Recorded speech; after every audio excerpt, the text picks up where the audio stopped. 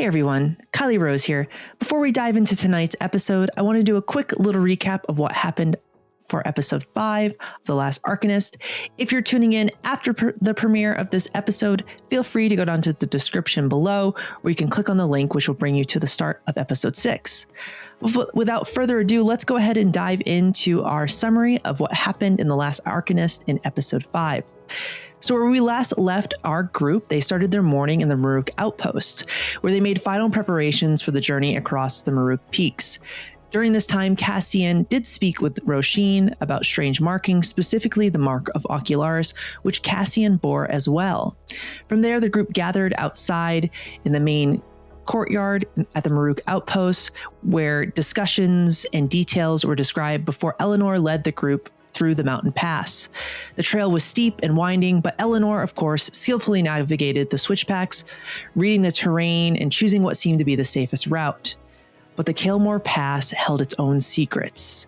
The weather turned rapidly as a blizzard fell upon the group, sparked by these strange runes upon the glacial walls left by the twisted fairy folk known as the Verglas. As the group examined it, they revealed it was a trap for travelers as the sound of rumbling filled the space as an avalanche fell upon the group. And within this chaos, these two massive umbral twisted snow eagles came at the group. The group reacted quickly, dodging the oncoming snow and ice, while the eagles swooped down to attack.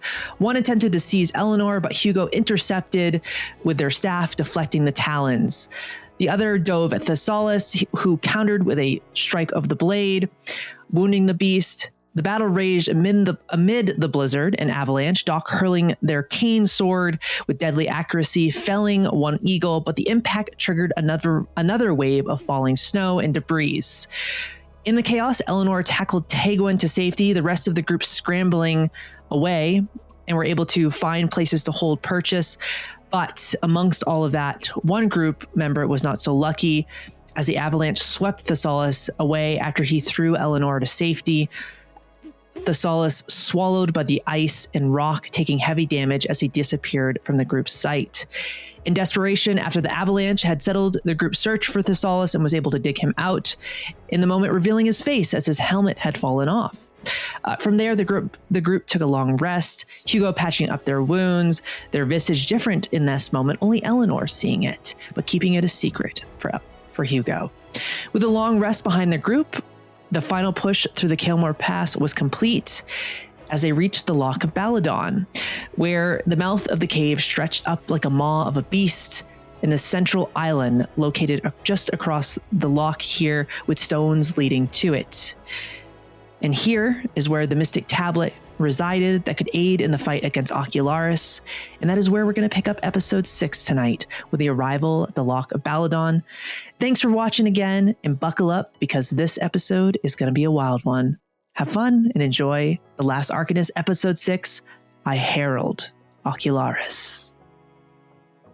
Trigger warnings for episode 6 include Mycophobia, descriptions of body horror, death, illness, parasites, descriptions of mental manipulation, and PTSD. A list of the topics, themes, and subject matter featured in this episode can be found in the description.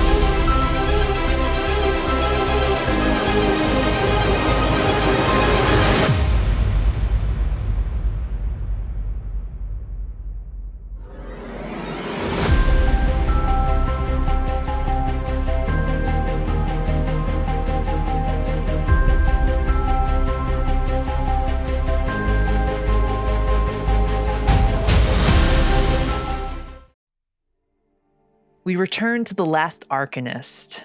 as you all find Tegwin standing at the edge of a small cliff that overlooks the Loch of Baladon, a massive cave stretching out like a maw of an ancient beast. You can see before you there is a pathway that leads across the waters to the mouth of the cave that resides on an island at the center of this of the loch here. You would see Tegwin turn to your group, her face carrying a degree of trepidation, and her eyebrows furrowing a bit as she speaks to you all. Inside the cave resides Baladon's skeleton. It's important that we remain vigilant as we enter. With Dwemer in bloom again, Baladon's residual resonance will be present. Stronger than it was when Dwemer was not, had left the world during the unraveling. There may be points inside that you may feel tempted to do things you would not do normally. Those are not your own thoughts.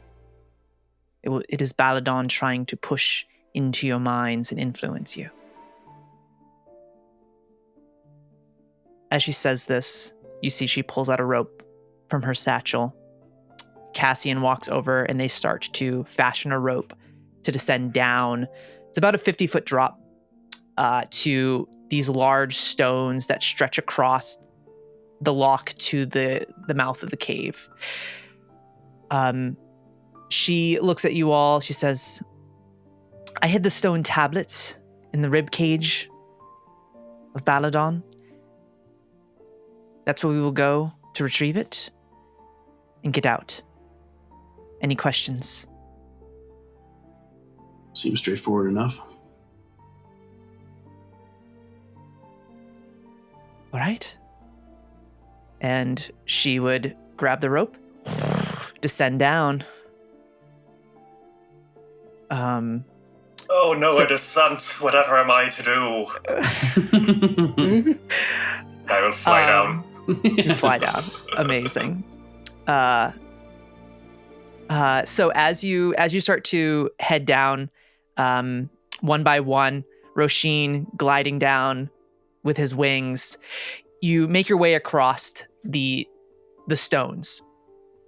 As you approach the loch, you would see that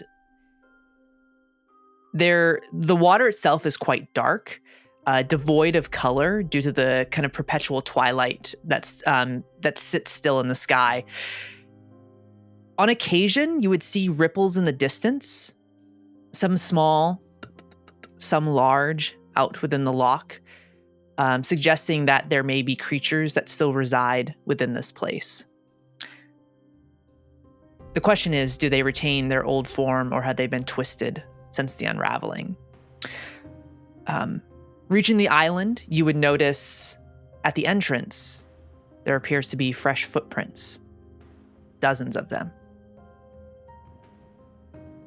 As you see Tegwin kneel down and look.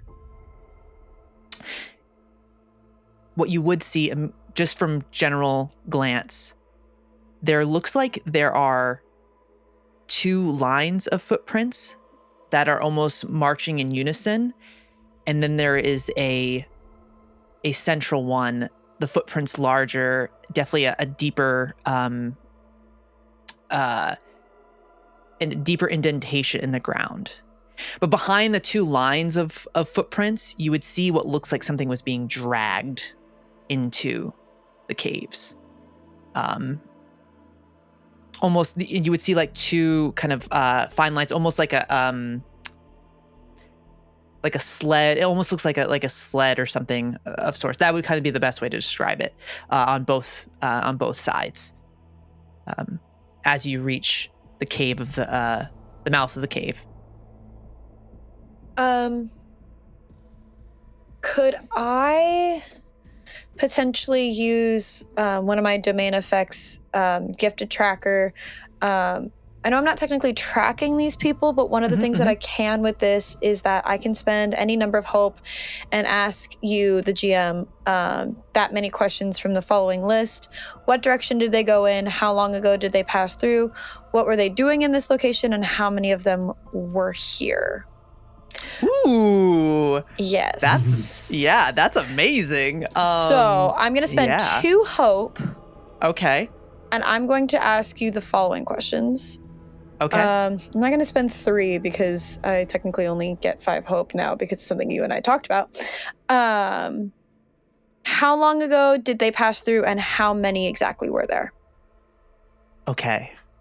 You can gather they passed through here probably. They entered about 2 hours ago. You could gather. There are 25 of them. Oh, good. Okay. All right. And we love to hear it. Yeah. Okay. I think Elanor leans down, not near Tegwin. Yeah.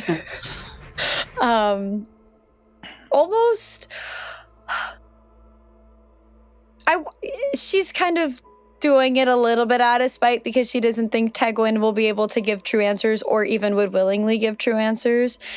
And so she actually is going to walk ahead of Tegwin and do it to almost make show of the fact that she does not trust Tegwin with any information she might get with these footprints. And she's going to study them, take them in before standing, moving along them, kneeling, kind of doing this a couple of times before turning back to the party and before Tegwin can even say anything, give any information. Elanor will kind of bluntly put it by signing, there's about 25 of them. They were here no less than 2 hours ago. Chances are they may still be here. I don't mind a challenge. There's also Dry's sword in preparation. I don't mind. I mean, we just having got a an challenge. avalanche. Yeah, how bad could this be, you know? You know, usually that's followed by something incredibly bad happening. True. I'd prefer maybe not a challenge. This could be just like a nice cave dwelling. Oh, Angie, I think you're muted. Challenge. When you say 25, what, enemies? Just As regular in people? more than 24 and less than 26. Are you asking me to judge their moral alignment based on footprints? I guess. Sure. Is there anything that you can potentially see from that? I don't know the way that you work, Elanor. Could I? Ooh, let me see. Yeah. Hugo just wants to know if they have friendly feet. Ooh, do I want to spend my last hope and potential? Could I ask you a question that isn't on my list, or do I have to? You can make an instinct roll if you'd like to. I'll do that instead. Yeah. Try and gather more. Yeah, go and make an instinct roll for me. Because then maybe I can get more hope. Because I only have one now. Before you like do it, also I think Hugo would also look over to Tegwin. And I guess that this is a question that Arcanist could potentially answer. Do you have any belief or reason as to why some people would be searching after these tablets you sent? I think you mentioned the tablets, and as Eleanor's kind of looking at these footprints further to see if there's anything else that she can gather, Tegwin would say, it's not that they might not be I doubt they're here for the tablets. With Baladon's skeleton resting in this cave, it's possible they're trying to wake him up. Oh, Well, You left the really important tablet in a place that other people would want to loot. I didn't think people would be here as quickly. The women just returned a couple of days ago. They are quick moving then. So just generally, this would be something you would tell us before we get into the cave? We are technically still outside. I told you, I did tell you that the body was in here. I did say that. And Tegwin did mention their whole resonance thing. Mm-hmm.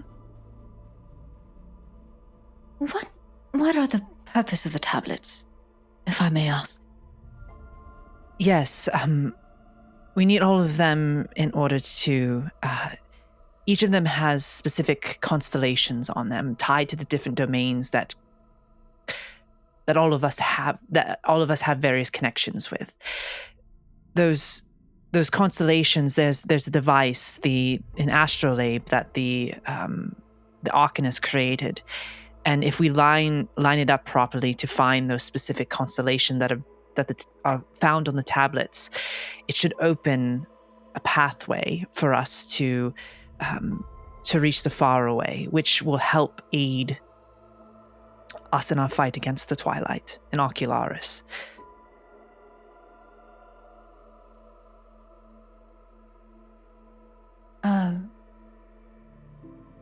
What with the name Baladon, and I mean we've been heading in this direction and everything.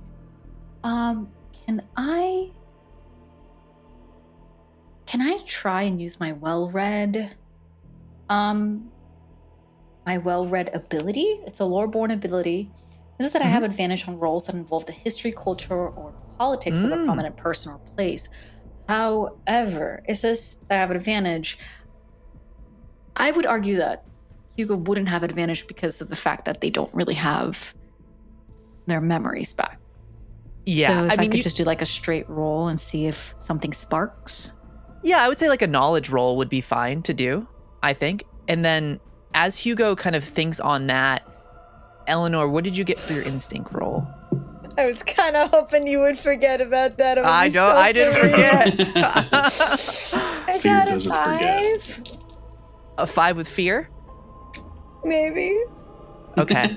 I'm maxed out at fear right now. Oh, thank But God. I will say as Hugo Get is your thinking fears out now, guys. Get your fears out now. May I also roll the knowledge check, by the way? If you want to give the help, you could if you want to give the help action, I would say if you want to give the help action, you could Sure.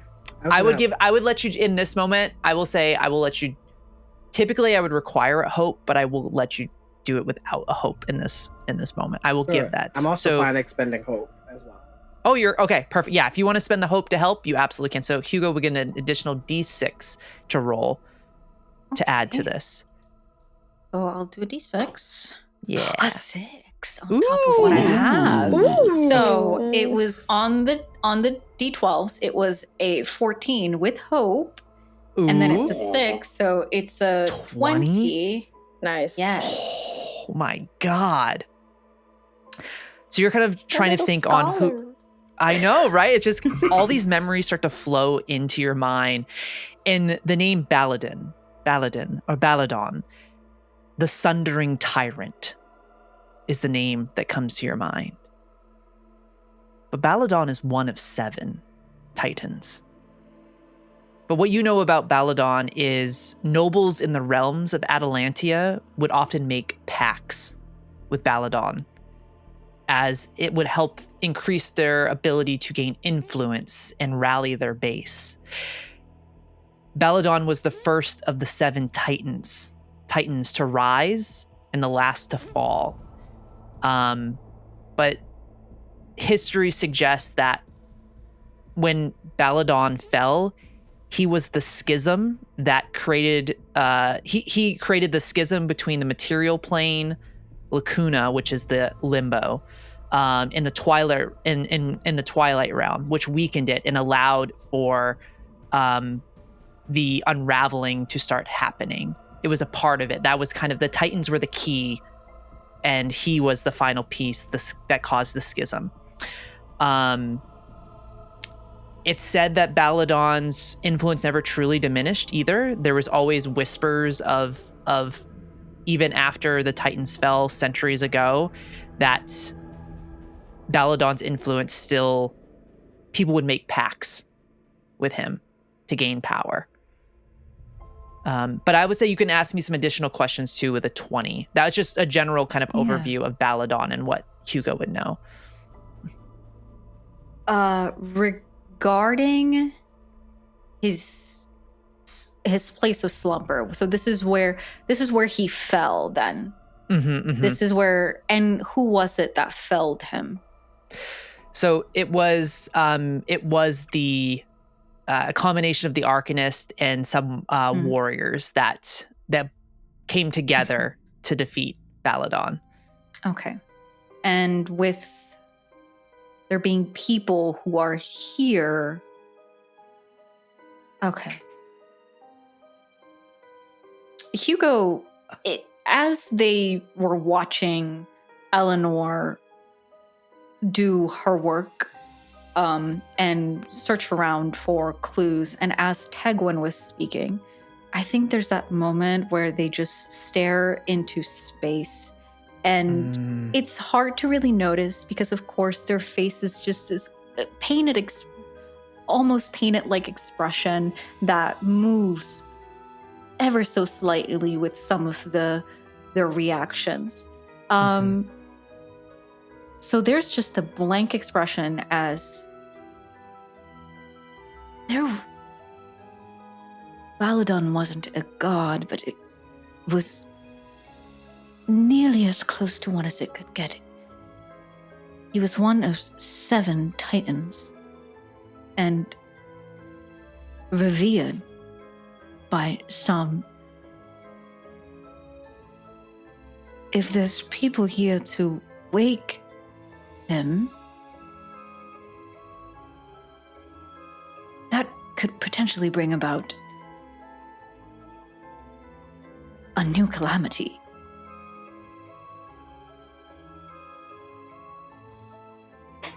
Not much left to destroy this time. The last time when he fell, his destruction also led to the unraveling. Tegwin, this is very dangerous.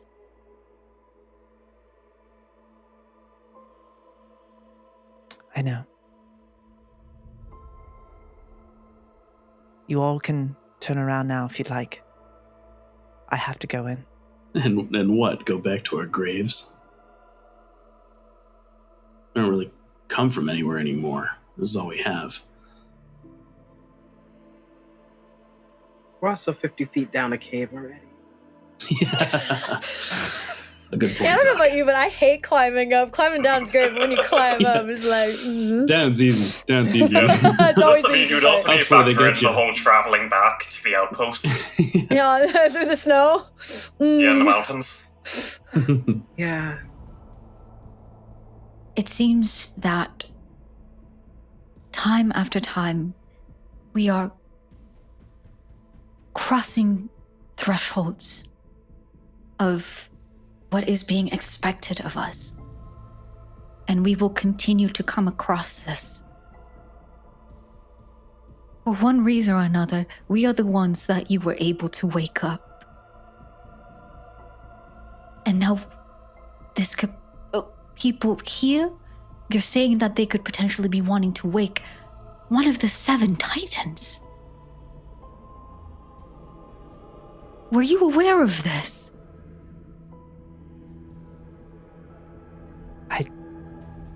I didn't think they would be here already.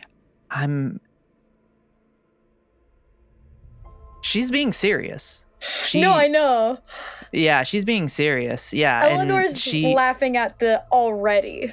It's not the fact that she thinks she's being unserious. It's I didn't think that they would be here already, meaning in Eleanor's mind, she knew that they were going to come for this. Tegwin just didn't tell us. Okay. Yeah. Yeah. I think more. I think I'll reword that because I think maybe she wouldn't have said already. I think it would have been more. I don't think when she says I don't think they would have come. It would be more from a place of why would they want to awaken something like this? Because it also wants to seek power. It would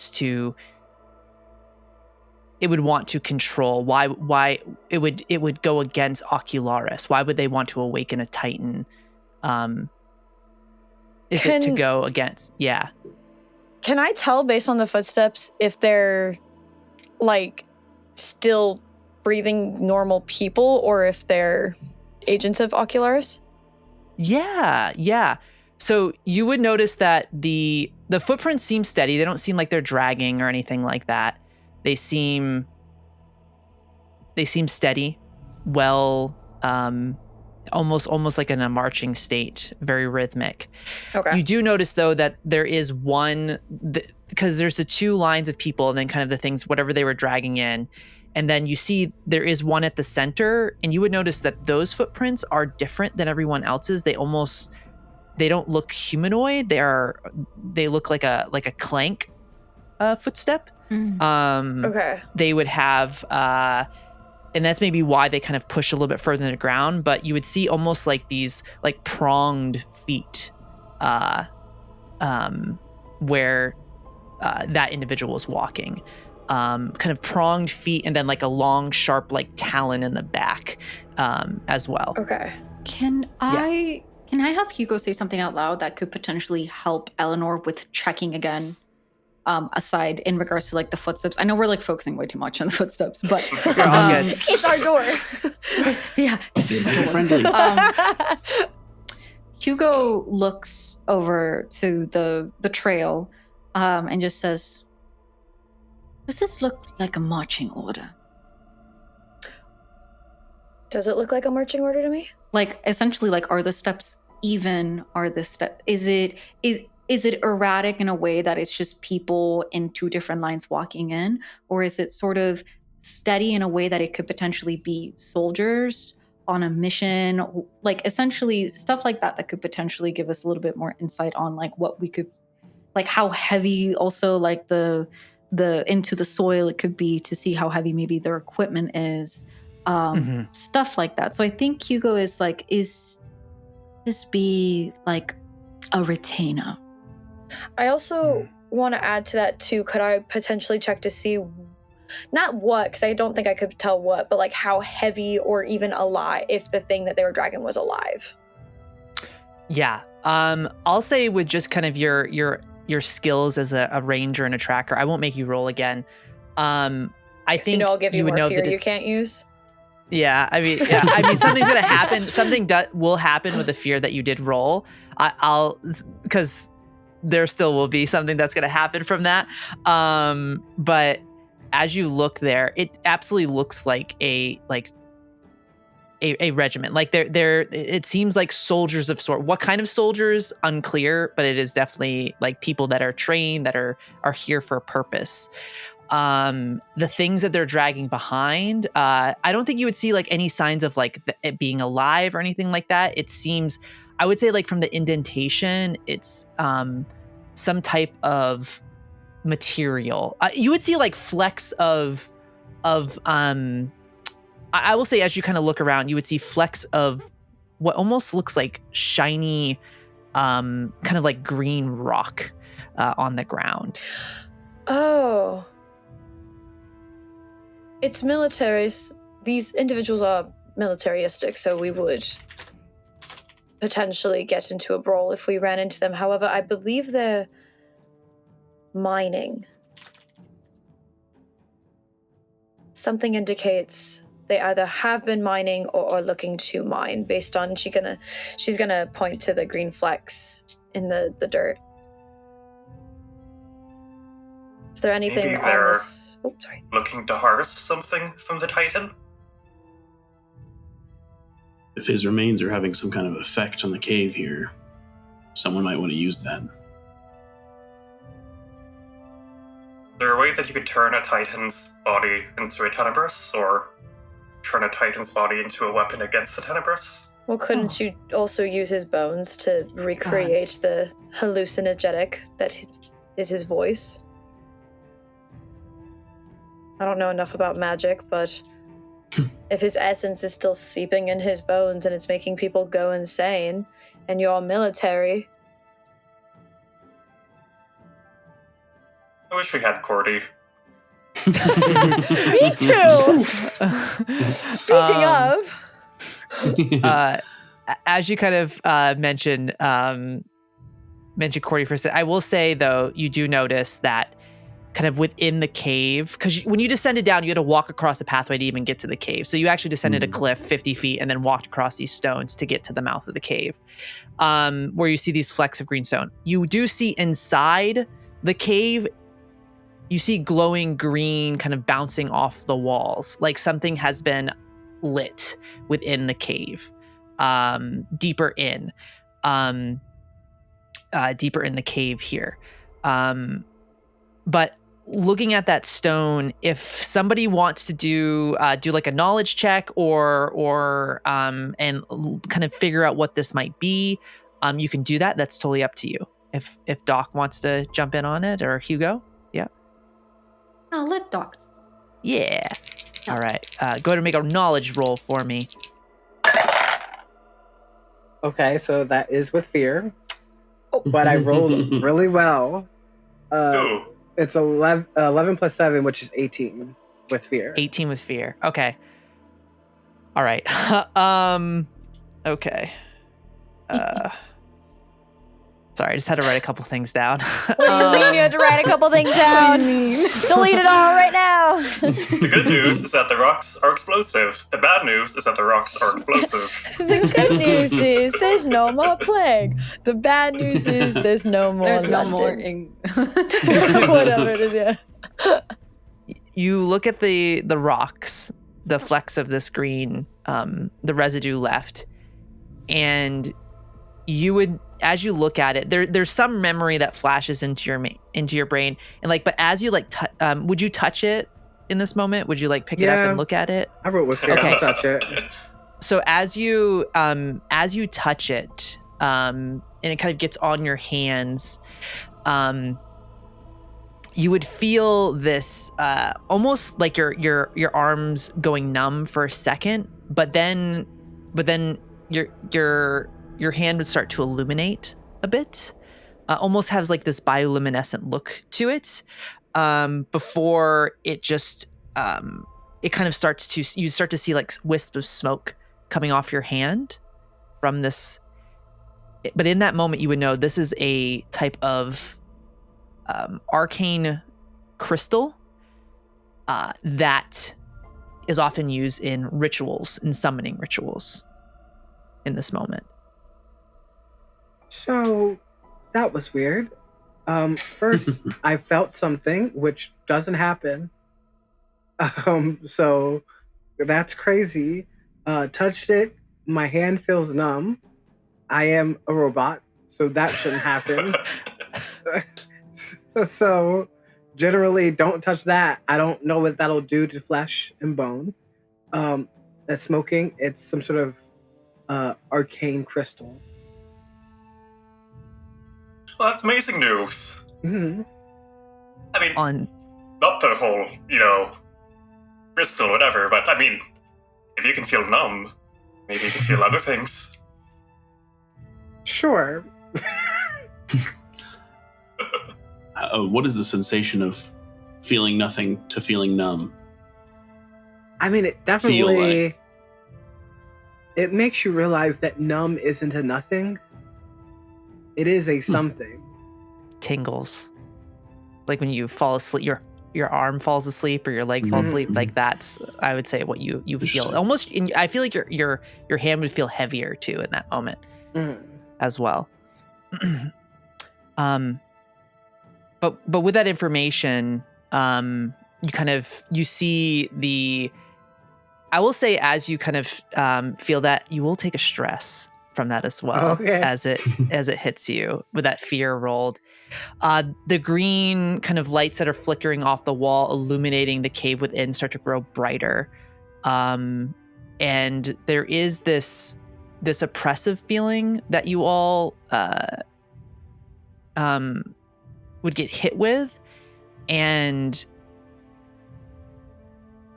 you feel a little less hopeful in this moment, but we'll get to what that means here in a second. It's almost like we're relying on hope or fear, guys. Yep. I only have one hope. I'm so scared. You guys are So- feeling less hopeful. Mhm, Sad mhm. roast emoji. Yep, exactly. But yeah, so with that, I think Tegwin would just start. I think she would be at the mouth of the cave, and she would say to all of you, "There are two paths. One will take us around through some tunnels that will take us near the head of Baladon and be at ground level. The other path will bring you through this narrow passageway, and you would come out of an overlook with these stone stairs that to the right and left, and it'll give us a bit of high ground over the where the skeleton of Baladon resides." I mean, I'm always a fan of having the high ground, but I'll go with whatever the party wants. Similarly, the high ground's never done much for me, but I'm always happy to help others. I mean, I always have the high ground, so I don't think either way. I just worry about the narrow passageways. Yeah, how narrow are we talking? Single file. It'd be single file, the passageways, the narrow ones. Not like leaning up against the wall, but we'd have to stay single file.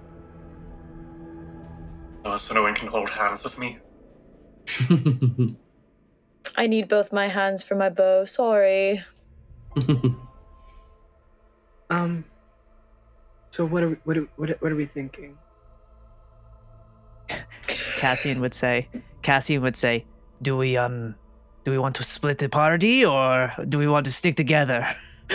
If we're sure the two paths lead to where we can meet again, it's not the worst idea. But if half of us run into 25 people, that's definitely worse than all of us running into 25 people. Certainly.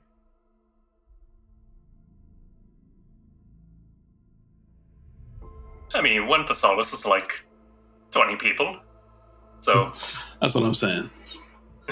I feel good about it. Is it worth taking the risk? what's life without a bit of risk? Yeah. Challenges make you stronger. And ideally, there would be no challenges, and we'd get there, and it'd be okay, and we just grab what we need and leave. Ideally, we'd be told what exactly we were going to do here, but I think we It's left tablet and ideally get in the out. ground. A sharp inhale from a robot who can't breathe happens.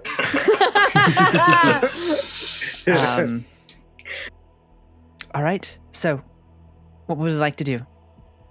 Perhaps Who would like to go where? split Stick up. together? Split. I think definitely for no reason whatsoever, Elanor and Tegwin, different groups. Yes, 100%. Why? I think Cassian is like looks over to. He's like, I'll go. Just I'll go with them. spitballing. I'm Single a fun file's not that guy. different from being split up anyways. Yeah. Mm-hmm. So, I'll take ground level then. I'll go with you. And then, okay, all right, Doc. Is there a way from the overlook down to meet the rest? There's two pathways that will lead down. And there's also a little drop off as well if you want to just leap in. But that comes with its own thing. I mean, if you're going to the higher path, Thessalus, I can always try to fly you down. Great, Or yeah. I'll go that way. Control fall you down. Works for me. How is everyone divided right now? Just to make sure. Yeah, so Tegwin, Doc, Elanor, Cassian, and it sounds like Thessalus and Róisín as well. So are there Tegwin, 3 paths or 2 paths? Just 2. Just Okay, 2. got So it. so right now, Elanor, Cassian, Thessalus, Róisín on the high, going through to the high ground level or the high ground path, and then Tegwin, Doc, and the ground level path so far. Okay, so above table, do we want most of our fighty characters? I have an in-character thing I was about to say, so don't you worry. I got you, Because homie. I was about to be like, okay, so because I feel like Hugo will naturally also gravitate towards going with Tegwin, but then that would leave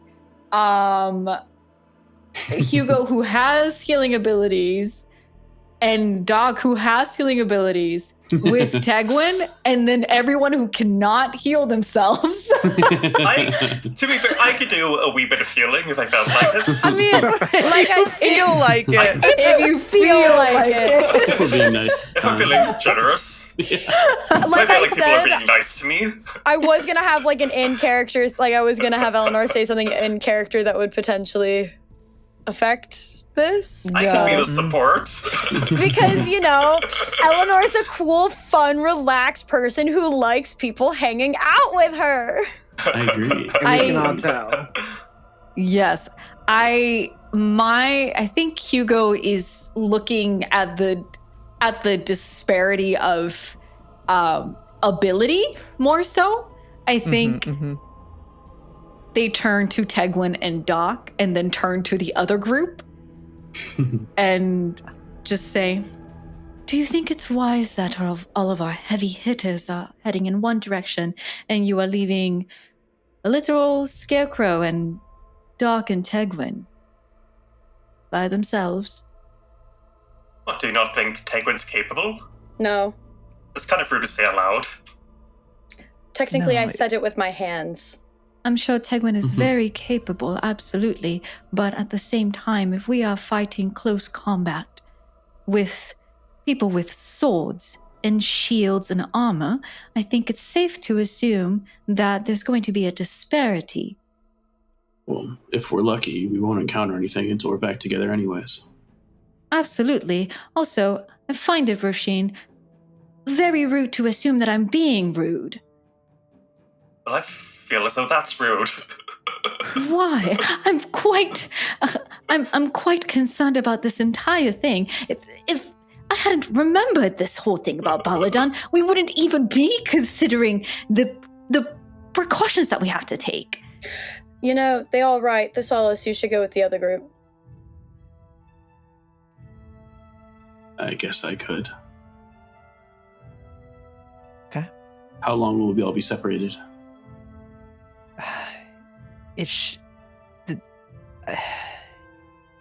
As far as we'll be able to see the group on the high that will be coming out through the tunnel that will give the high ground, they should be able to see us as we come out of the tunnel on the other side. We have a bit more cover where we're coming out. There's a bit more stones kind of stuck within the way, but you should be able to see us from across from the high ground. You should be able to see us on the ground level. We'll come out near the head of Baladon as we exit out. Right. In other words, too long, and I know that you'll desperately, desperately miss me in the interim, but you must go on. If Hugo had eyes, they would be rolling them. They would be rolling right outside of their sockets. There was a camera. Eleanor's looking at it. Yeah. Breaking the fourth wall. Did Elanor just jim the camera? Yeah. Get a load of this guy. She has been this entire time. She's just been Yeah. the whole time. Yeah. Well, If we do not meet again, we will always have the baths. Oh my god. If the things in there aren't going to kill you, I promise you I will. Can we go? let us part. Yeah, Elanor, Okay. if you think it's best I go with the other group, I will. I absolutely do. So that way you don't have to look at your face any longer. And she will walk into the cave. Damn. Can't see it anyways. I'm wearing a helmet.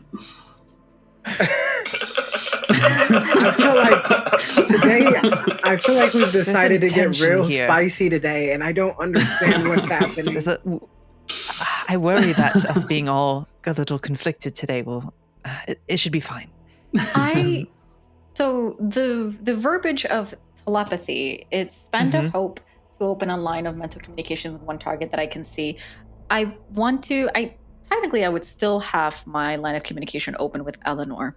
However, would it be possible to keep that line of communication on throughout the distance?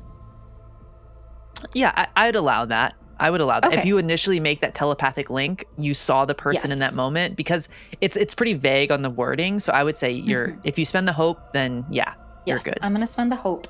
And then as we are parting, I think Hugo is going to take a look back around and look at Elanor. And I think it's going to be the back of Eleanor's head because we're just walking a different direction. And then I've got the link up. Maybe we can keep communications through here. Yeah, that sounds like a good idea. And it's like a lot calmer and a lot nicer than her voice has been the whole time. Is there anything that you would like me to ask Tegwin? Oh, I've got a whole list of things I would like to talk to Tegwin about, and none of them should come from your voice, but I appreciate it. I understand, but maybe from my voice, I'll be able to get some answers without her feeling cornered. I don't think she's going to tell us the answers to anything unless it's on her own time. Whether it's from a kind voice or from a harsh one. I choose to believe that she is keeping secrets that she believes are necessary to keep, and that's her prerogative, but if it continues to put us into danger, I'm not going to be asking questions any longer. I'm simply going to point and shoot, as is my job.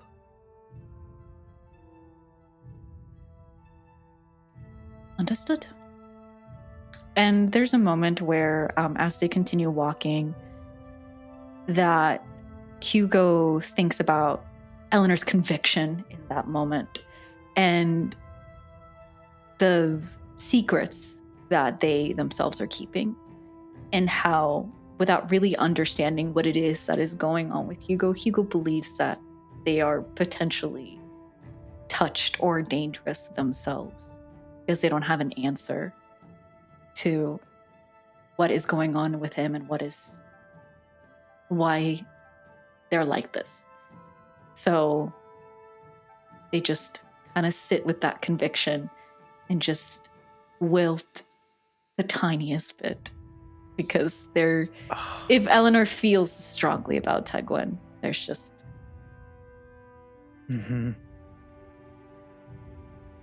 rough. So as the group split, one of you taking the path that will bring you out on the ground level near the skull of Baladon's resting body, the other bringing you above this high ground location that will overlook this massive titan. The groups split. Taking the path that wraps around the cavern, it's about 60 feet you'll come out about 60 feet from the skull of Baladon.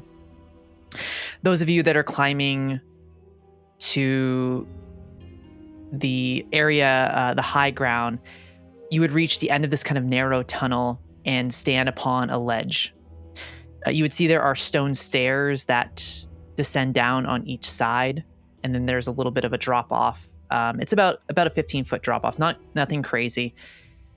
But you all would see, as you move to these different locations, as we kind of see like a split screen of watching the parties move through these different locations, that green flickering light would grow brighter and brighter, and you would start to hear the hum in this place, just this resonance, this ancient malevolence that resides here. being in this place because of fear that was rolled, your hope dies. When I said you're losing hope, your hope die is no longer a D12, it is a D10. What? I don't have my D10s out. Wait. I don't have my D10s Oh, that's out. diabolical. That's diabolical. That's diabolical. So, and Is this like a standard Daggerheart thing? Or this is just you? This is just me. Who do we blame for this? Who do we blame? Oh my Kylie is like, No, I'm uniquely evil. Oh my god. it's so good. It's so good, Kylie. Never change. This is going to be clipped. We're going to clip this for the social media, and we're all going to have to relive this moment again. So enjoy that, everybody. No. So as you all reach this apex here at these different locations you're heading, you would see before you 6 circles that burn with green energy and light, very much similar to what Doc experienced outside. At each of these 6 circles, you see 4 cultists standing, getting ready to perform or in the middle of a ritual. And you see standing at the base of Baladon's skull is a massive green flame reaching towards the ceilings that are about... The ceilings in here are probably about 120 feet. The flame itself is about 80 feet high. And you see standing there this massive figure standing about 12 and a half, 15 feet tall. This green flame is familiar to one of you. You have seen it before. As it burns bright, and you see there is Baladon's body. This figure is a skeleton of epic proportions. It's clear it would stand about 175 to 200 feet tall. On them is what looks like a brand new armor that gleams against the flickering green light. So what they were dragging in seems to be it was the armor to put on this thing. It's sparkles like the very stars in the sky blinking at you. The helm that they wear is pristine, but you see scattered about is what looks like a shattered crown, pieces, fragments that need to be put back together. They would be vibrating. And you would see, again, these 6 circles with these cultists standing there. And at this green flame, another figure standing, again, very tall, a herald of Ocularis. As they speak out. Today, we bear witness to something the realms have not seen in nearly 5 centuries. The rise of the Titans will be brought forth once again. These hollow bodies for Ocularis to occupy and use to bend those that remain to his will. They shall be the strength needed to create a new schism to the faraway and claim those that fled. I, the Herald of Ocularis, proclaim this moment as the ascendancy. Now let us begin. And that's where we're going to cut away to Cordy. I feel like I'm trying to think about in like media what this is the closest thing to, because we are babies that just walked into the big bad final moment. We're like, what the fuck? We are literal babies, guys. Literal goosebumps. What do you mean? Familiar to who?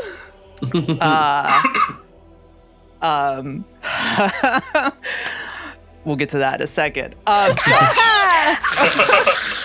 Chat, are we cooked? Chat, are we cooked? It's Jover. It's Jover to the glue farm with all of us, guys. We gotta go. Not the glue farm. Amazing. So, as you all bear witness to this, the circles all illuminating, we cut away to Cordy. back at Sorry, Maruk. let me just let me grab my D12 for fear and my D12 for hope because I'm not with you guys. Hey, you know what? You know what? I will walk over there right now. I will take that trip just to push you out a window. Do it, you won't. It's true. I've had ample opportunities and I still haven't. Amazing. So as you, we find Cordy back at the Maruk Peak outposts. We see he stands in this small apothecary hut where various ingredients in glass vials, herbs resting in clay pots, and several strange liquids floating in these small beakers. Next to you is another one of the outpost apothecaries examining some of the fungi causing the hollow site illness here. It is not the dwarven figure from the other day that Cordy would have met, but an elven woman. Dark hair, warm smile, a determination in her eyes, and she looks familiar to Cordy, not exactly the same as someone from his past, but similar. Her name is Estrella. She looks to Cordy, and she has these forceps holding the fungus. She has a mask on right now, this makeshift mask, and she kind of looks at this fungus, and she says, Cordy, could I have you take a look at this? I know you're a bit of an expert in this particular field. And she would move it over towards the fungi kind of attached to the forceps underneath this magnifying glass for you to look. I think when the camera pans over to Cordy and we see him look up and there's a magnifying glass in front of his eye and his eye is just huge. Yeah. And he's like, yes, of course. And she would motion she would take the fungi and put it in front of the magnifying glass. And what you see, Cordy, is very unique. The fungus itself, kind of almost where it fans out on the bottom, you would see these small little threads. They almost look like little tendrils kind of reaching out. And they have lots of little, almost like cilia on them, almost like little tiny and on those little tiny cilia there's more, and it latches on to part of the forceps, and it kind of is pulling it towards it. But you would see that kind of coming out of this fungus, almost like a sentience to it, as it kind of stretches out, almost using these little tendrils as hands, trying to grasp the forceps as she shows it to you. And just so you know, Jake, above table, Cordy would have seen these individuals that have, because Cordy was here but not during this, you would have seen some of the victims that have polycyte. They have fungus actually growing on them. So this would be a piece of that you would be examining right now. But you would see those kind of threads coming out from it in this moment as Estrella shows you this. I think as I look at it, I grab my notebook nearby and I flip to an empty page and I begin to kind of draw it, almost like a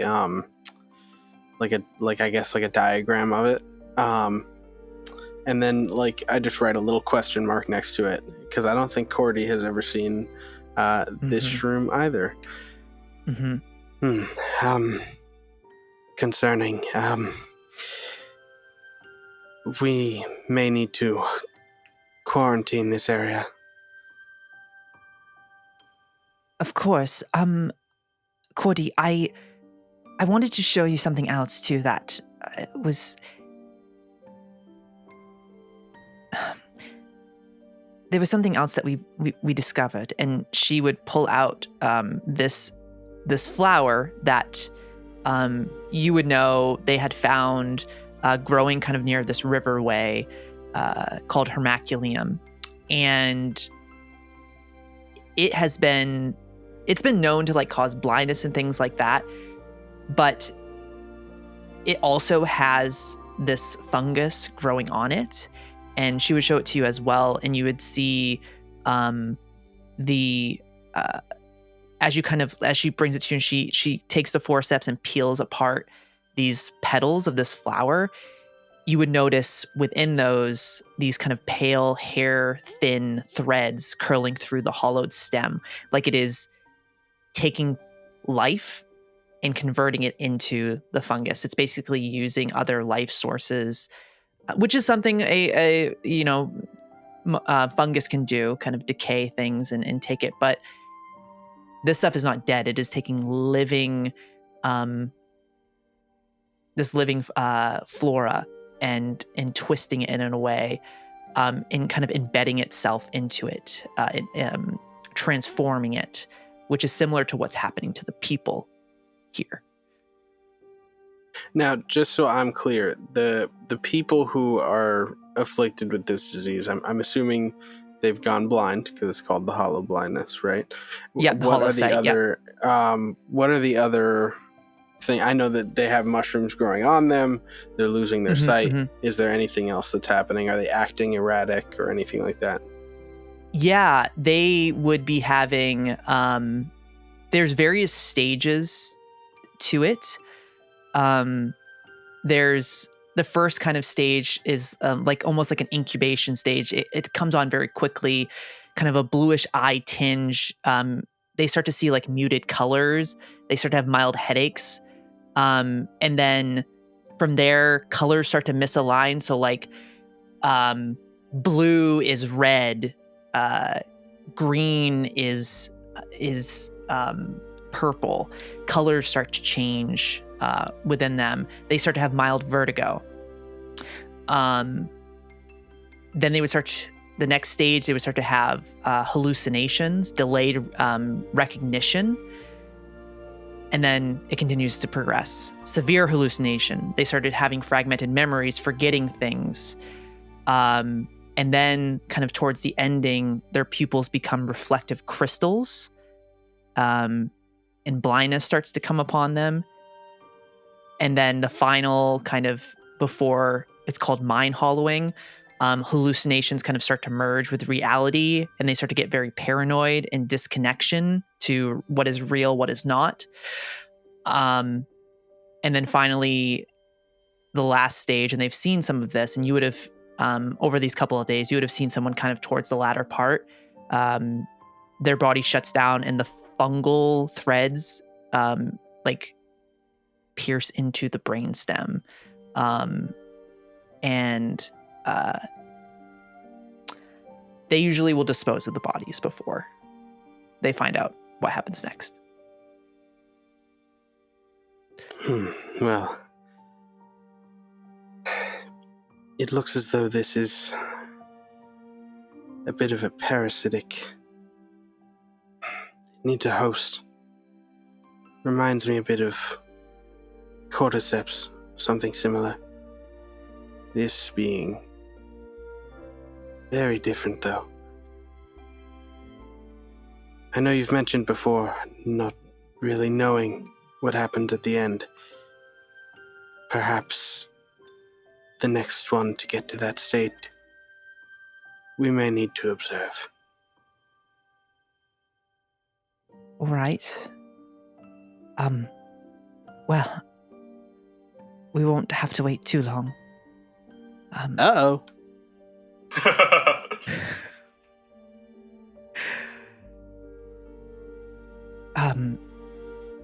If you'd like, we could go to the individual that passed this morning. To examine. Yes, perhaps. I'm not quite comfortable after having seen that with leaving this room unattended. Wouldn't want any of this to get out, or something worse.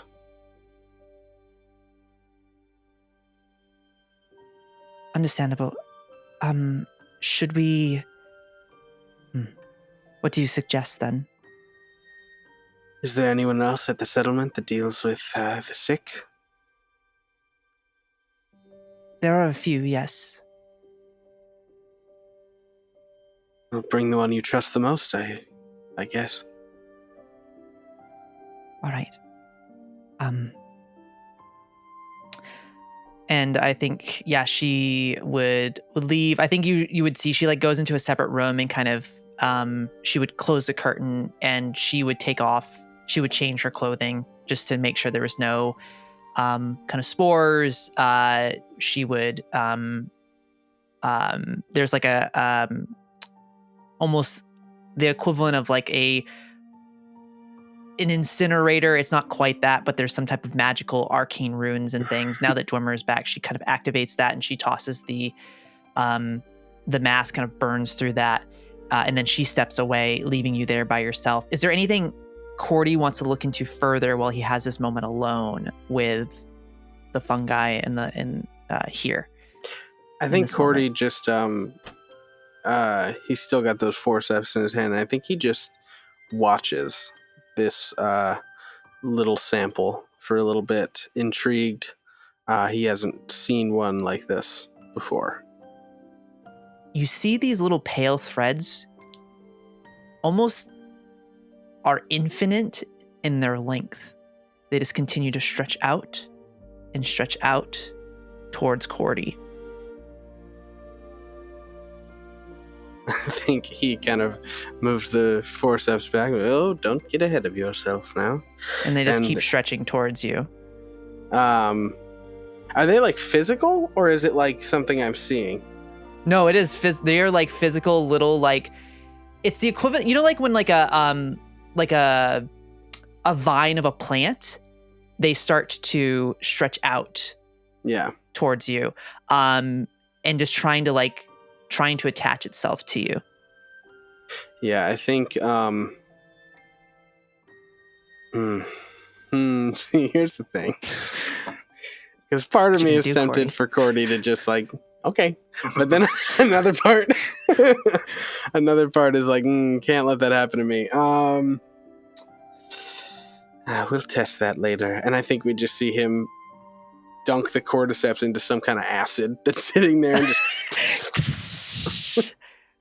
yeah, and it just starts to eat away at it. And I think as you burn away at this fungi within this acid here, you would hear footsteps approaching, and it would be Estrella and another one of the healers here, Fultina. She's this gnomish woman, and she walks in. They both kind of put their masks back on, and you would see out in the kind of off to where you were working, looking at the specimen.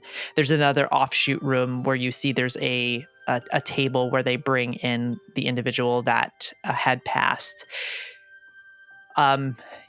You would see as they unravel the cloth that they had them in, you would see kind of in the mouth, this fungus kind of growing out of it. The eyes are completely crystalline, and they just stare up at you. And you would see, again, more of like those little vines, or those like little, almost like little hairs kind of stretching out and kind of crawling along the body there. Yeah, it's crazy. Yeah, that does sound pretty fucking crazy. Yeah. Okay.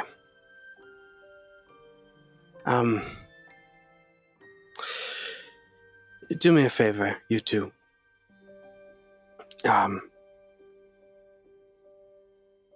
I need you both to leave me alone in the room with this.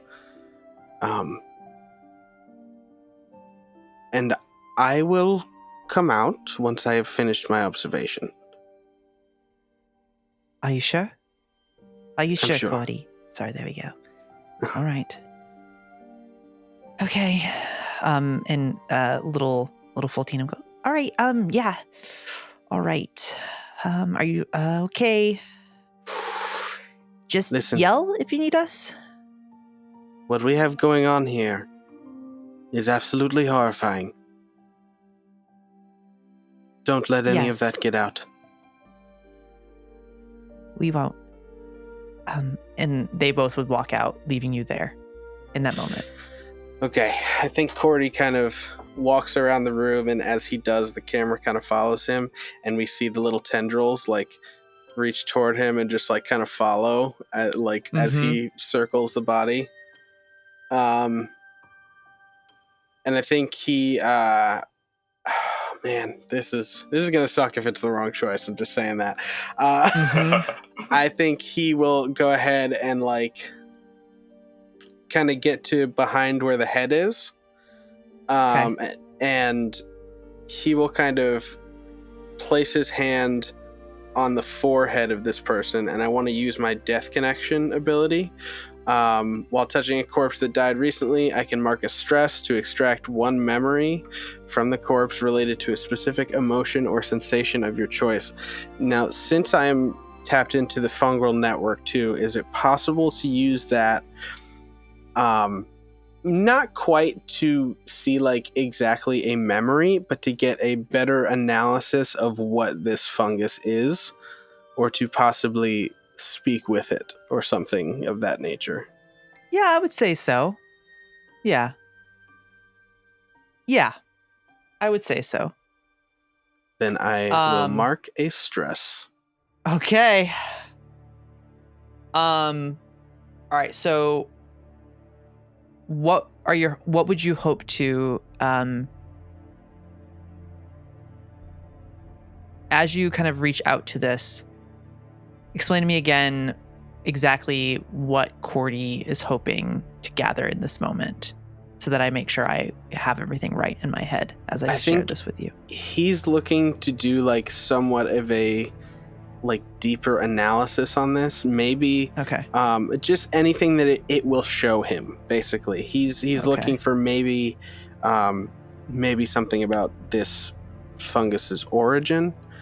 Maybe to speak with the fungus itself. Any number of things could happen. He doesn't know exactly which one.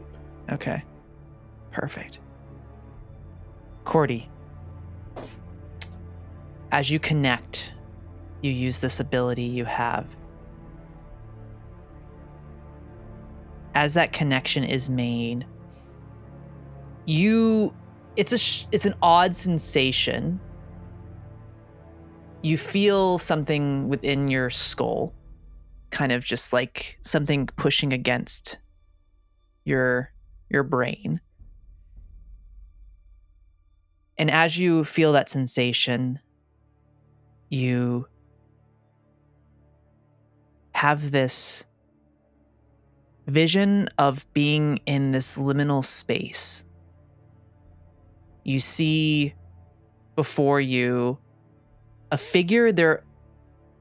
There's no like distinguishing factors to them. It is simply a being of energy. And as it looks at you, there's a familiarity to it. There's a recognition of another's work with mushrooms and fungal networks. Someone that was also trying to push the bounds of mycotherapy. As you hear a voice you have not heard in a very, very, very long time, and perhaps you don't even remember it, but there is a familiarity. It says, Cornelius,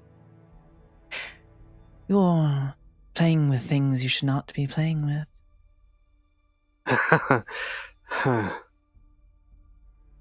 Well, it's funny. I came here to say the same.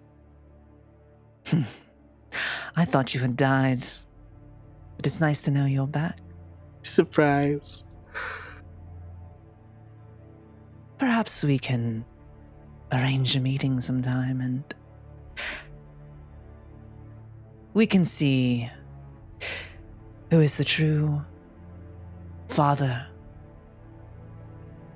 mycotherapy.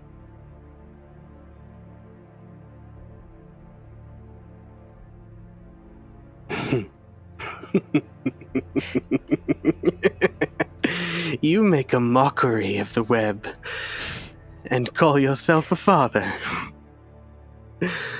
Have you not seen what I have created? I do see. It is quite significant.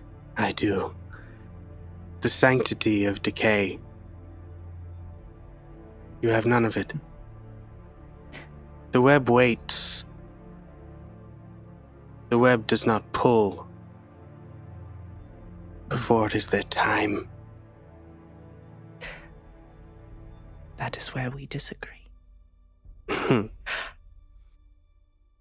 Cordelia's dear friend, I look forward to you meeting my child soon enough. I hope that they are gentle to you.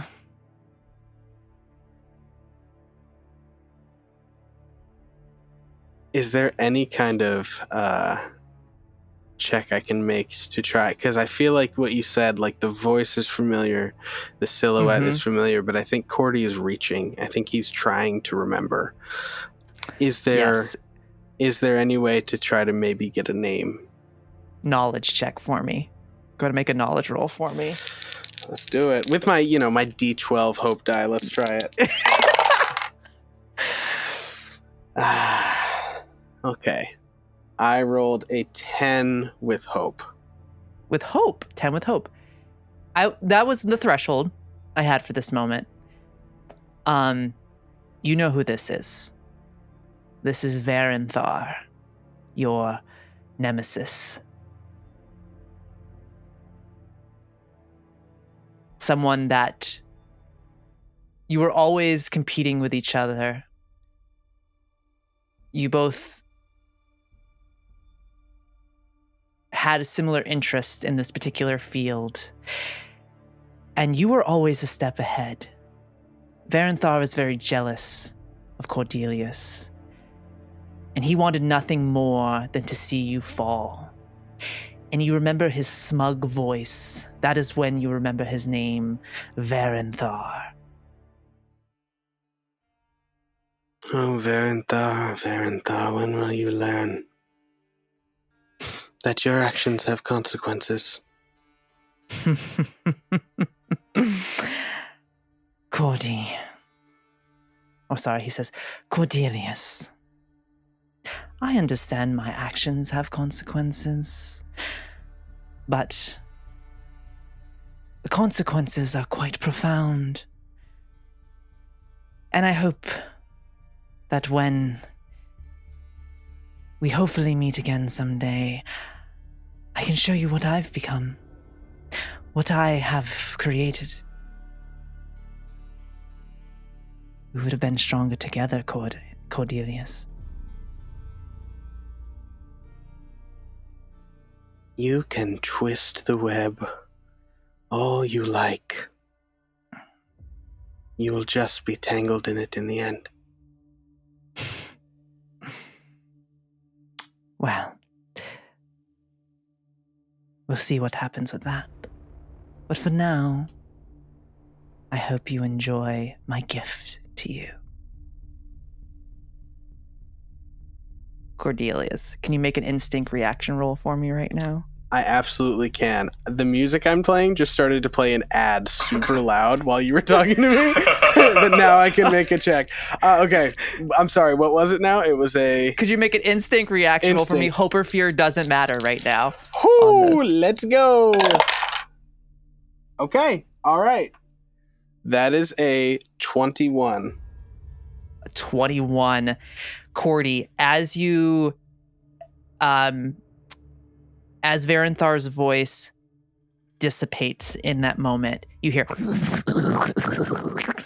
And from the body that was brought in, the chest cavity opens up and one of these long threads shoots out towards you and tries to grab you and pull you into it. But you're able to kind of, in that moment, knowing that Varenthar likes to play games, you're able to break that connection. So what does it look like as Cordy kind of has that realization in the moment, is able to instinctively move out of the way? I think he says that about the gift, and I think maybe Cordy's eyes flash with that blue for a moment of Varenthar's disease, I guess. And then I think his eyes go straight from that blue to his eyes again, and the thing is like right here, and he just as it goes past him. And you see on the table the body, kind of like the arm, and it just picks itself up, and you see kind of like flashing, like kind of where the chest is. You see these long kind of threads stretching out. Imagine like the flood from Halo. That's kind of what it's going on right here, right now. As this thing is going to kind of, as it lash out at you, what does Cordy do as you have a moment to react in this moment? As it kind of stands up. Okay, I think I go, fuck you, Varenthar. And I think he shoots a wild flame at this thing. So I think it is spellcast roll. So it says against up to 3 adversaries. Okay. Does that mean that I can use all? You can hit it 3 times. I'll let you do it if you want to do it, because this thing is it is essentially like a colony of fungi. Okay. Yeah. So I'll make a spellcast roll, and then if I see, oh god, I'm dropping dice. Okay. Did you drop your D12? I your did. Hope D12. Okay. Sorry. So the first one is. I want to get in on it. It is a 15 with fear. 15 with fear. Okay. Yeah. Go and roll damage. That's going to hit it. As this thing lashes out at you, let me know how much damage you do. Oh, great. That's 2 damage. Of course. Double 1s on the D6s. Double 1s? Yeah. Oh my god. Okay, so a minor. Okay. So you hit this thing.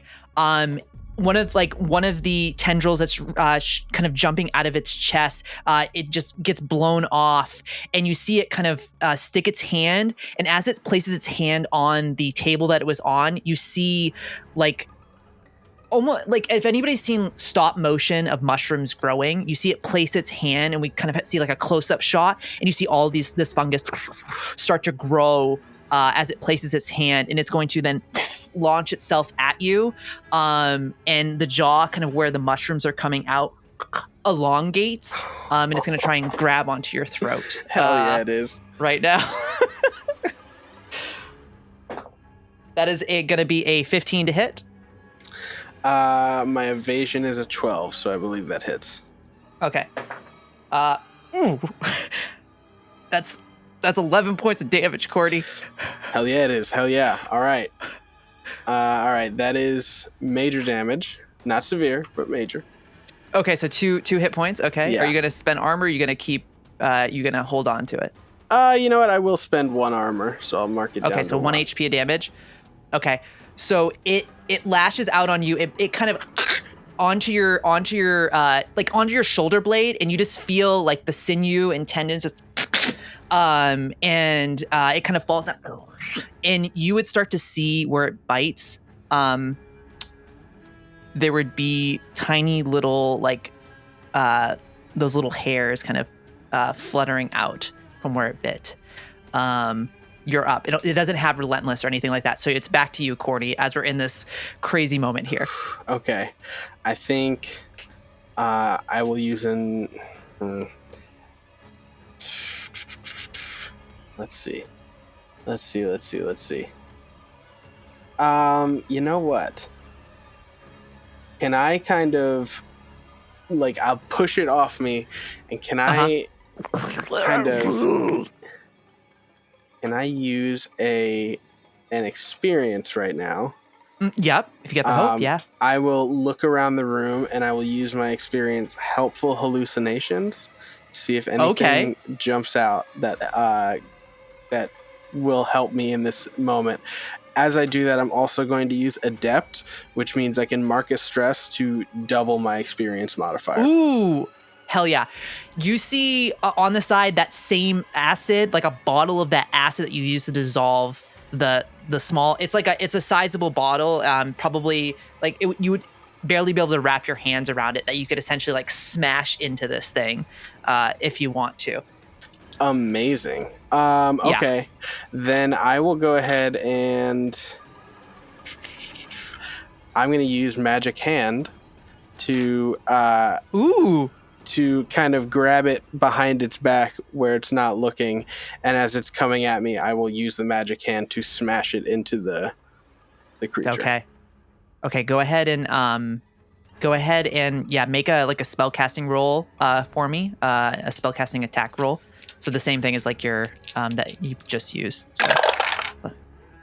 Okay. All right. That is a 14 with hope.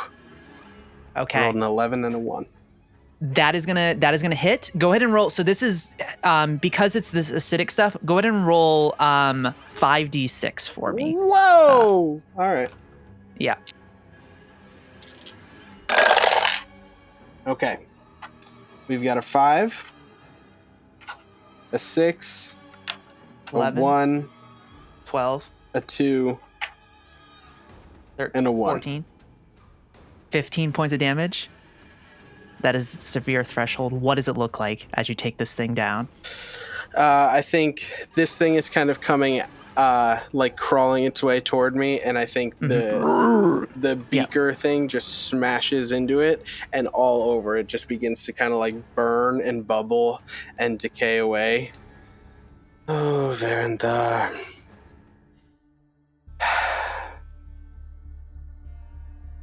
I was going to say something and it fully left my brain, but that's okay. Estrella and Fultina walk in and they're like, and they like look at the thing dissolving on the ground, and they look at your arm and they're like, Cordy, are you all right? I handled it. Gosh. Someone take a look at this.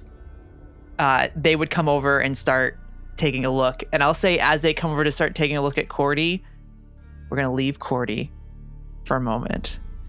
We're going to find ourselves back over with the rest of the group as you bear witness to the ascendancy, the rising of Baladon. And that's where we're going to take a break. No! And we're going to pick it back up. I have questions. I will, before we get back, I'll explain it to you before we kind of, viewers, you'll get a breakdown too. There's a little bit of, there's some countdowns and some loops that are involved in this, specific mechanics from Daggerheart that we'll be jumping into for this particular encounter the group's about to go up against. So we'll get into that when we return from the break. But I will let you all know before we get into that, just so we can ask questions prior to we get started back. I can answer questions for you. But until then, hang on, everybody. The second half is going to get real spicy. So what do you we'll mean? See you here. Chat, are we cooked? Chat, are we cooked? Is this Beast Feast? And we're the beasts that are going to be feasted? Maybe. But we'll be back here in 10. So stick around. We got the second half. A pretty crazy second half coming up for you. So we'll be back, y'all. Bye. Veranthar. Scared. You son of a bee. Dinglebird. I love Veranthar. I love a sassy bitch. I'm here for it. I'm here. They're for just a it. divorced Yeah. couple. It's fine. We just gotta get them to Dr. Phil and they'll be okay. Veranthar wants to fuck Cordy. You can Oh, God. So bad. I strive to have a Lex Luthor in my life. Jake, you're fucking winning. Bye. Must be Gonna doing be something so right. much toxic yaoi.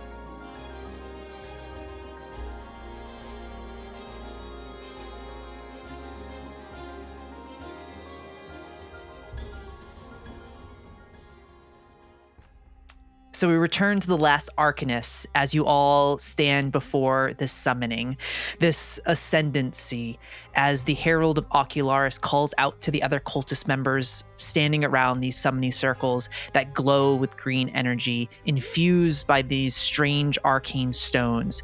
You see this massive glowing green flame that stretches towards the ceiling from the top of Baladon's head, this new helm upon it glowing like the twilight outside of the cave here. As you find yourselves standing in this moment, the ritual is about to begin. Those of you that are with Tegwin, you would see her step forward, grabbing her prism that she has tucked away, and you would see it she would start to channel her energy into it. Orange and blue energy would start to swirl around her before it shifts to silver and black, and then back to orange and blue, as she says to you all, I'm going to try and stop them from awakening more heralds and waking up Baladon. But I'm going to need the rest of your help. And she's going to essentially, Tegwin will be making instinct rolls. She is also affected. She only has a D10 hope die now and a D12 fear, but she does have a +7 to her instinct roll. Yes, a +7 to her instinct roll. Just to explain how this works to the audience, there are 6 summoning circles. There are 4 cultists at each of them. They're attempting to complete their cycle. To start, the DC, the difficulty that for each of these to start with when all 4 cult members there is a DC 20. If 2 are killed, it drops down to a DC 15. There are not Tegwin does not have to make multiple checks. She will make only one, and if she gets above a 20, she'll clear all of them. If it's a DC 15, she clears the rest. But you all can help by eliminating enemies, and there's also the stone tablet that is also in the chest of this of Baladon, and you would see she would kind of point out, it's right at the base of like where the armor is on the chest, kind of where the rib cage opens. You would see very faintly like a bit of glittering energy there. Elanor. Those of us on the other side, we can't hear what she's saying, right? Right. I will be. Oh, you are. Yeah. I will be repeating everything essentially, like as she's saying it. Hugo will be through the telepathic mind, the connection, just reading it. Okay. Like essentially saying it out loud. And then as Hugo says it to me, I will reiterate to the 2 others with me through which Cassian knows. I think sign. Doesn't both Róisín too? Róisín too. Mm-hmm. Oh yeah, I do. Okay, yeah, so we're good. Thank God the 2 people who knew came with me. Well, it sounds like you all have a lot to deal with. I can't wait to watch. Swear to God, Jake. So, as this happens, as you all are standing there, Tegwin igniting this, who would like to act first? If I may, I think once Hugo stops feeding information, Elanor will turn to Róisín and go, how quickly do you think you could fly to that thing's ribs? Only one way to find out, I guess. If we keep them distracted, you think you can make it there and back? A hobbit's Normally tale. Sorry, normally I'm more used I mean, normally I'm more used to being the distraction myself, but I'll fly in swift wings, so I have to. Elanor will then recommunicate with Hugo and go, we're going to send Róisín into the ribs to try and get the tablet. The 2 of us over here will try and distract if you all are able to do the same. And Hugo will reiterate everything back to the group. I think Doc will just... I'm going to spend a fear to already take one action in this moment. Go ahead, Doc. Doc is going to say back, just tell Róisín to be quick with it. I'm going to do something a little unorthodox. We'll repeat it back. I'm sorry. Did Doc say unorthodox, or were you paraphrasing? No, that's exactly what they said. I'm sorry, did Doc say unorthodox, or were you paraphrasing Elanor? No, that's what Hugo said, Doc said. So I guess be fast. It will be unusual. Don't get distracted. You got this. Round. It's going to be fine. Don't I believe in smile. It looks so you. uncanny when you say that. I think at this moment, because of course, in Hugo's head, Hugo hears, hello, Hugo? It's like the beginning of the Indiana Jones ride. Hello. There you are, my friends. Is this on?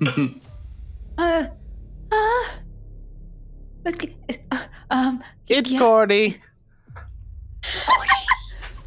Cody, this is not a very good time right now. What's going on? I'm sorry. I just I can't wanted explain to. it to you. Things are happening. All right. Well, I just wanted to say, if you see a guy out there named Varenthar,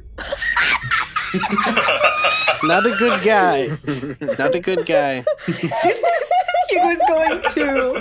He was just going to go compartmentalize that for later. Sure. Let me know if you need anything. Amazing. Oh my god. Amazing woman. I'm waiting. I also want to do something, but I'm waiting for the distractions to happen because Hugo feels really bad being the first one to act. I was gonna go first, but I was interrupted by probably one of my fears. It's probably mine. I've used the ones that I had banked up, so they're all gone now. So we go now? Is our turn now? You're good. Oh yeah, you're What did good. you No, do? I was just spending the fear just to move it action forward. I wasn't taking the spotlight. I was just taking it down by one. Okay. Yeah. Ooh. We gotta go, guys. I will go ahead then, and I will. I'm gonna ping him on the ping. How do you ping on VTT? Okay. Double tap. Oh, double thank you. click. Okay. Whoa. I'm gonna do that guy. Okay. Well, You're now gonna hit it's the big guy? Oh, you're doing that guy? Oh, okay. Yeah, that guy. Okay, I that want to one? hit. Okay. Yeah. Okay, perfect. Yeah, go ahead and make a roll against them. Let me find my freaking hope D10. Wait, that's not right. I don't know what to roll. Ooh, okay. I've got good news and I've got bad news. That's going to be a 16 to hit With fear or hope? with fear. Okay, I will take that fear back that I spent. And go ahead and roll your damage for me, Elanor. Okay. 2d8 plus 3. And that's 2 action. So that's going to be 7 points of damage, and then I am also going to no, I'm not going to do it on that guy. I'm going to mark a stress. Oh wait, no, just kidding. I'm not going to do that. Give me 1 second. Sorry. Oh, you're all good. No, I'm gonna wait on that. Actually, I'm gonna wait on that because I want to do it with that guy. So that is 7 points of damage. 7 points of damage. Okay, you shoot the arrow. Strikes. Falls down. Dead. One of the cultists on that circle. As you hit it, you roll with fear. I think you see the figure that is cloaked. They're wearing the one that stands about 12 and a half feet, 15 feet tall, kind of wearing like dark leathers, this tattered black cloak with silver threading on it, rises up, floating in the air, kind of up with the flame. And he looks towards you and he goes, "Oh, well, it is time." And he is going to, in that area, let's see. What does he mean that it's time? Far range on this attack. Okay. Yeah, Elanor, Where you stand, he is going to rise up kind of where the arrow was shot, and he's just going to look over there. You're going to see the eyes glow. And you notice that as the hood kind of flaps up, you see there's like this scarred face in this eye, an eye that is missing as he reaches out, and you see this gauntleted hand. He's going to release this blast of energy, this necrotic blast of energy, and I'm going to make an attack roll against you in this moment. No, I know who this is. That is going to be a 14 to hit. Meets it. Okay. All right. I'll roll damage.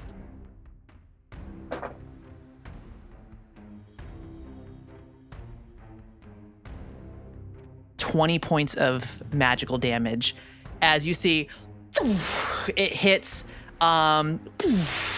knocks you back in that moment. I'm gonna use an armor slot to just make it major damage because Major, so otherwise, 2 hit points? Yeah, that would have Okay. been severe.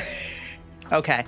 All right. Let's see if he has anything else he can do. I do not believe he has Relentless. He does not, so he cannot go again. That is it. That is it. That is my turn. Back to you all. That's all? That's all? You sure? That's... Yep. No.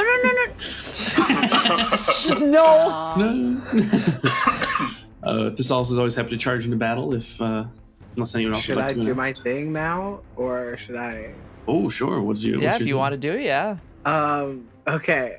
So, I guess this is either really stupid or really genius. I can do it from where I'm standing, so I'm not gonna move. I Okay. am going to cast Final Words. Final Words, I can infuse a corpse with a moment of life to speak with it. And so, Oh my god. and so I will make a spell roll, cast roll, and I have to get a 13. Okay. But what does it do? It allows me to I'm gonna save one of the things it does till it happens because I think it'll be good for us when it does happen. But it allows me to ask him questions. Oh my god. Okay, so I did get a 13, but with fear, so I only get one question. You only get one question. I only get one question. Oh my god, what do I want to ask? I look at Baladon, and I say,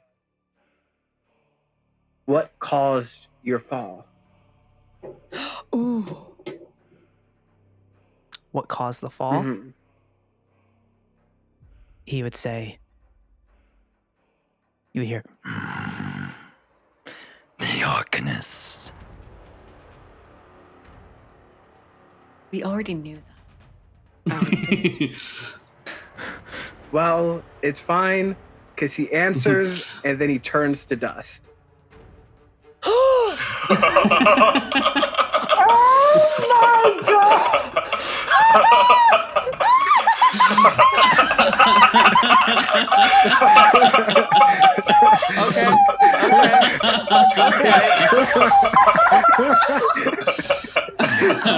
And that works, right, Kylie? I don't know. It's a god. It's a god.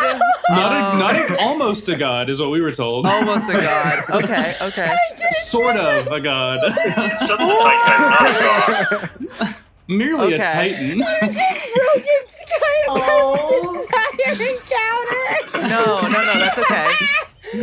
That's okay. It's not. I would say that's probably gonna make this encounter much worse now.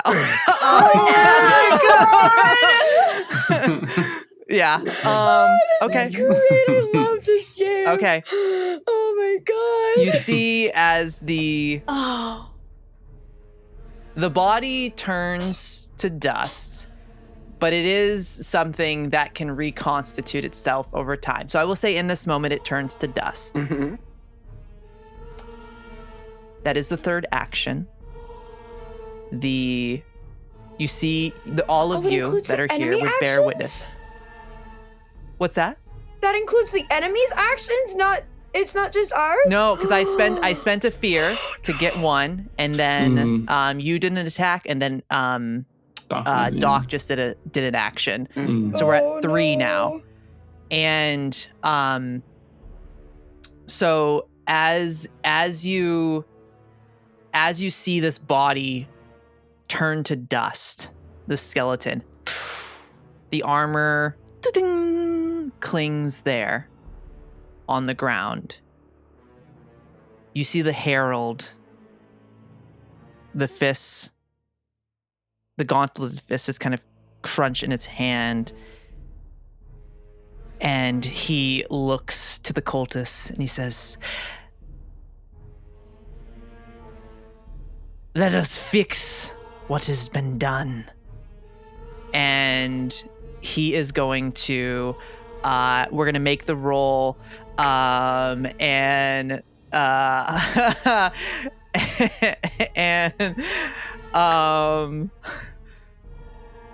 yeah. So in this moment, no, that's okay. That's okay.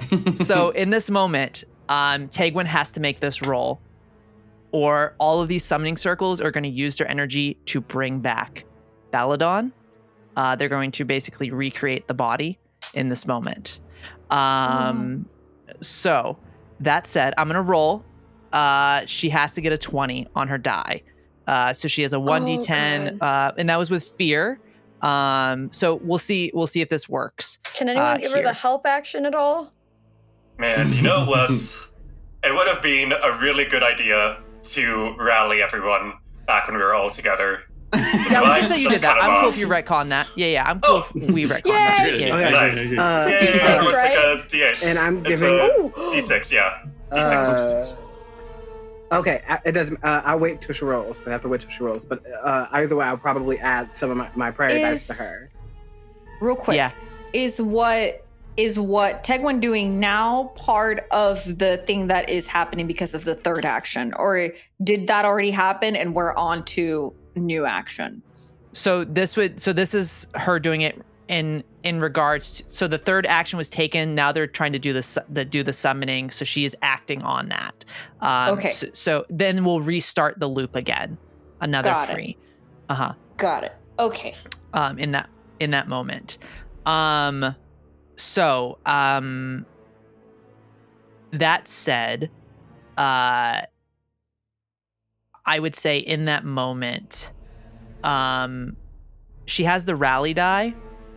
So she did fail the roll. She only got a 16. So she needs 4. I add 3 with my prayer dice. Okay, so that gets her up to 19, so she can't fail. Mm-hmm. So she's able to stop this from happening. I'm gonna then, in that moment, because that was a roll with fear, I'm gonna spend a fear token to keep the spotlight. The Herald is going to turn around towards the group that is going to turn around near where Doc, Tegwin, Hugo, and Thessalus are, and is going to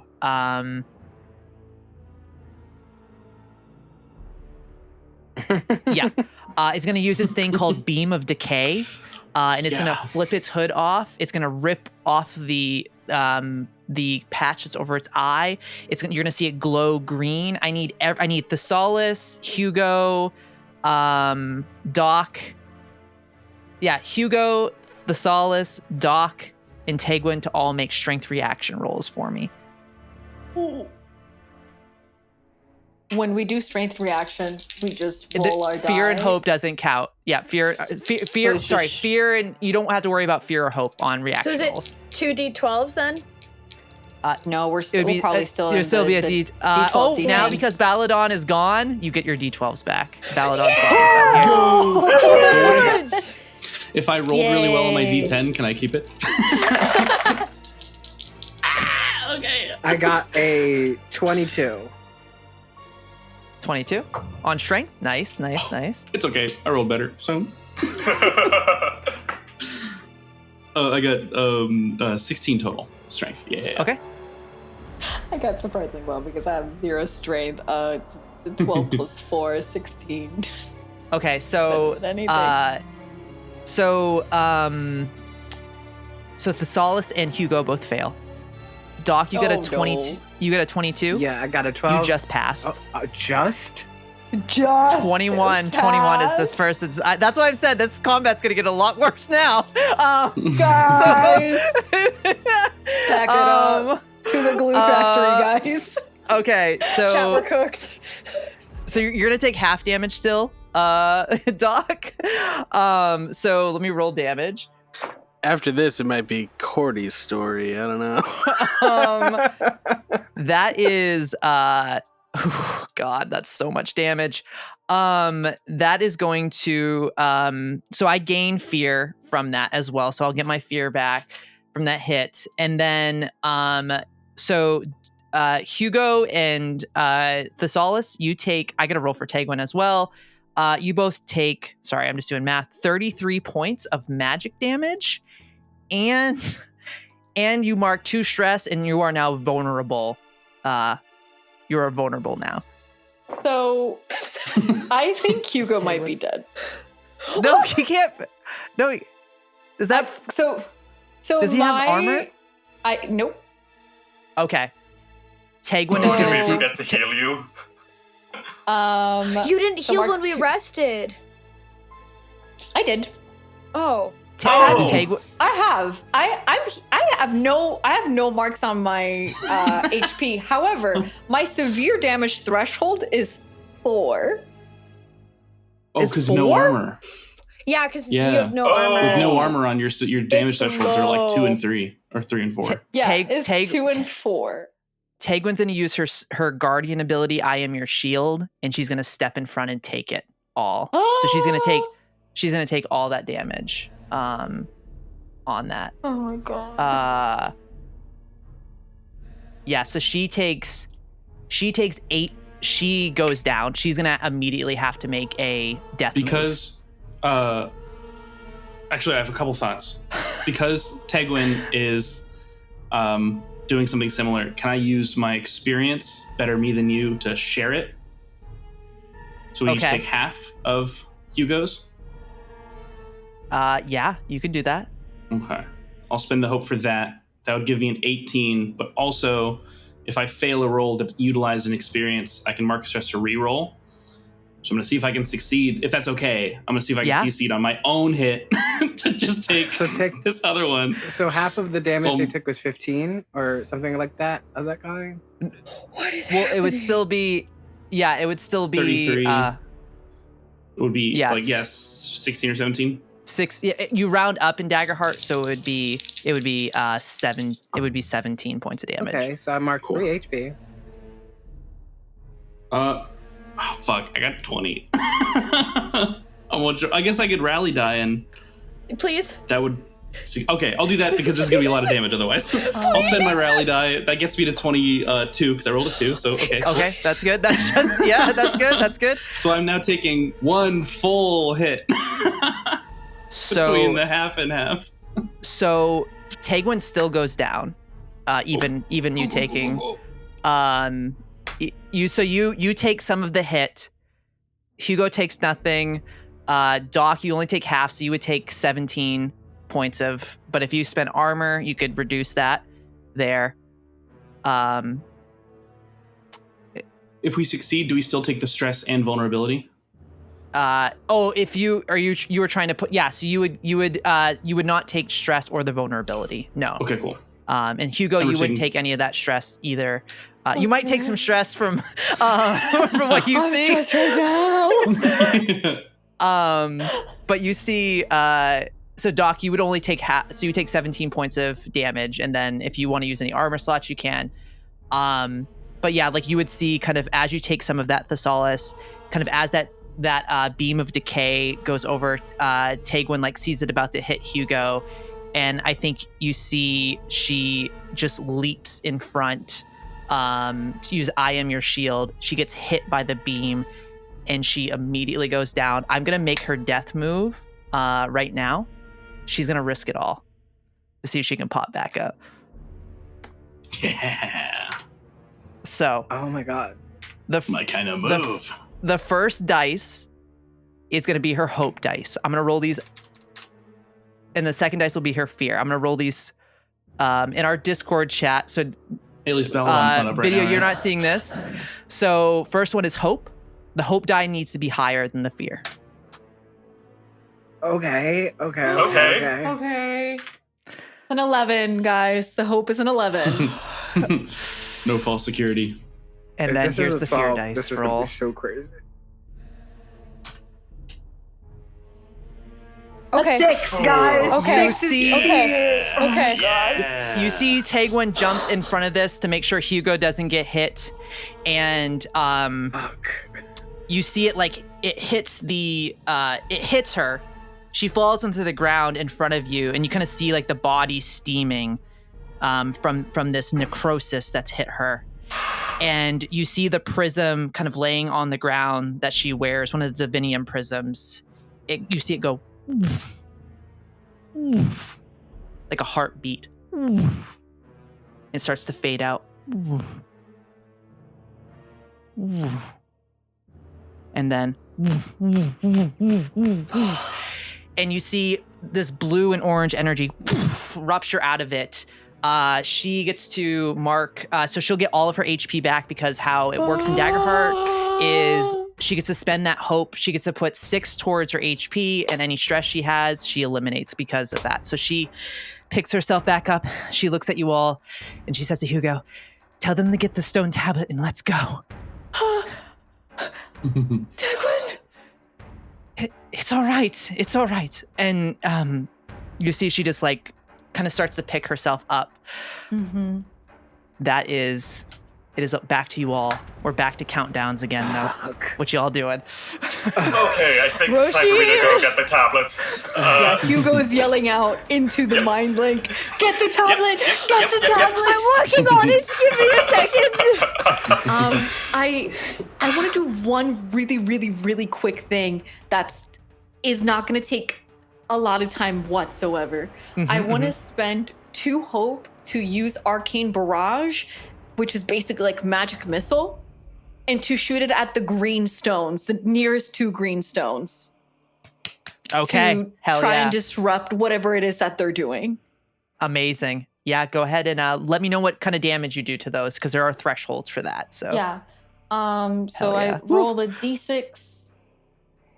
Let me see real quick. All right. Check a target of close range. So it has to be within close range. So the pink and the orange, I would assume are okay. Yeah, those are within close range. Yeah, I would say. okay. Yeah. Roll a number d6 equal to the hope spent, and deal that much damage to the. Woo! I was. Target. Oh man. Oh my god. Episode 6, y'all. I've not physically. It's spicy. I've not Wild. physically I recovered. don't think I'm breathing right now. Yeah. Okay, so I rolled a 4 and a 5 for the first one. So that's Okay. 9. Beautiful. 9 damage to I'm gonna say the orange. Yep. And then 5 and a 6 for the 5 and oh my god. yes, the pink, for the pink one. You see it goes out. That one is gone. The cultists are still there, but that one is eliminated. You see what does it look like as the arcane barrage? Kind of after you see what you just saw, Hugo, what is kind of the reaction? What do we see in that moment as you release that? So I think out of the stress and the sudden realization that I should be dead, Hugo's hands grips their staff, and they turn it so that it is parallel with the ground, and they slide their hands to either end of it and just essentially sort of drive forward one spike and drive forward a second in the other direction, as these 2 orange yellowy strikes of magic hit both of those stones. Hell yeah. Amazing. So as they hit, we see them strike. One of them fizzes out. We see the cultists kind of turn in that direction towards you all. And we'll cut over. We kind of shift and push in on Róisín in this moment. I am going to, for free, magically adjust my appearance as Róisín's form almost peels off him like flower petals, and beneath it, So cool. there's he's become one of the cultists, and I'm going to fly straight ahead all the way towards the tablet if I can. Okay.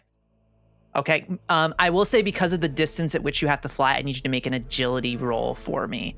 It needs to be a DC 10. Let me know if it's with hope or fear. Are y'all cool if I go after Róisín? Yes. That is going to be a 17 with fear. No. 17 with fear. Róisín, as you reach the tablet there, you do land. And I think as you land where this body once resided, all you see is the stone tablet there. You see these beautiful this piece of material is ancient and old. There is some familiarity to it.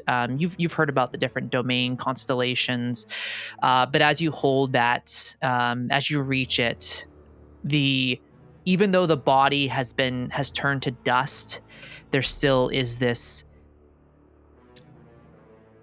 energy here that's almost wraps around you. As you land, the dust kind of plumes up and goes into up into your nostrils. You're gonna take a stress, and I need you to make a instinct reaction roll for me, please. In this moment. Okay.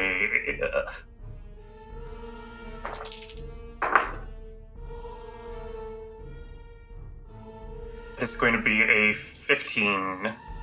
15. Okay. You're able to resist the effects as you feel in that moment.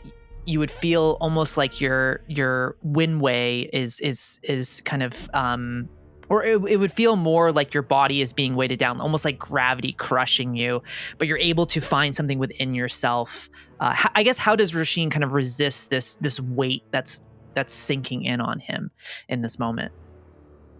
I think there's a moment where Róisín's form flickers again as he's almost shedding his skin once more, to almost shed off the magic that is holding him down. Okay. As you kind of shed that off, I did roll. That was a roll with fear to get to the tablet. You have it in your hands, just because it was a far range at which you had to travel to get it. It does bring it back to the group. I think what you see in this moment, that's 3 fears rolled, because Doc rolled a fear, Elanor rolled fear, and then Róisín rolled fear. So Cassian is going to shoot next. I will say, you can let me know where you want him to fire his. He's got his crossbow. He's going to take some shots. You can let me know where you want him to go after that. But I will say that you see the Herald rises up, and I think in that moment, as I get the fear, as I take the spotlight back because of that fear rolled, oh man, he's gonna. I think he can, like, you see his eye flashes and he sees Róisín as who he truly is. And because he rolled like fear, a cultist. No. But I have a disguise. he says he's gonna look to you and he's gonna say, "Bring that to me." I need you to make another instinct reaction roll to see if you could withhold a presence reaction roll for me. Okay.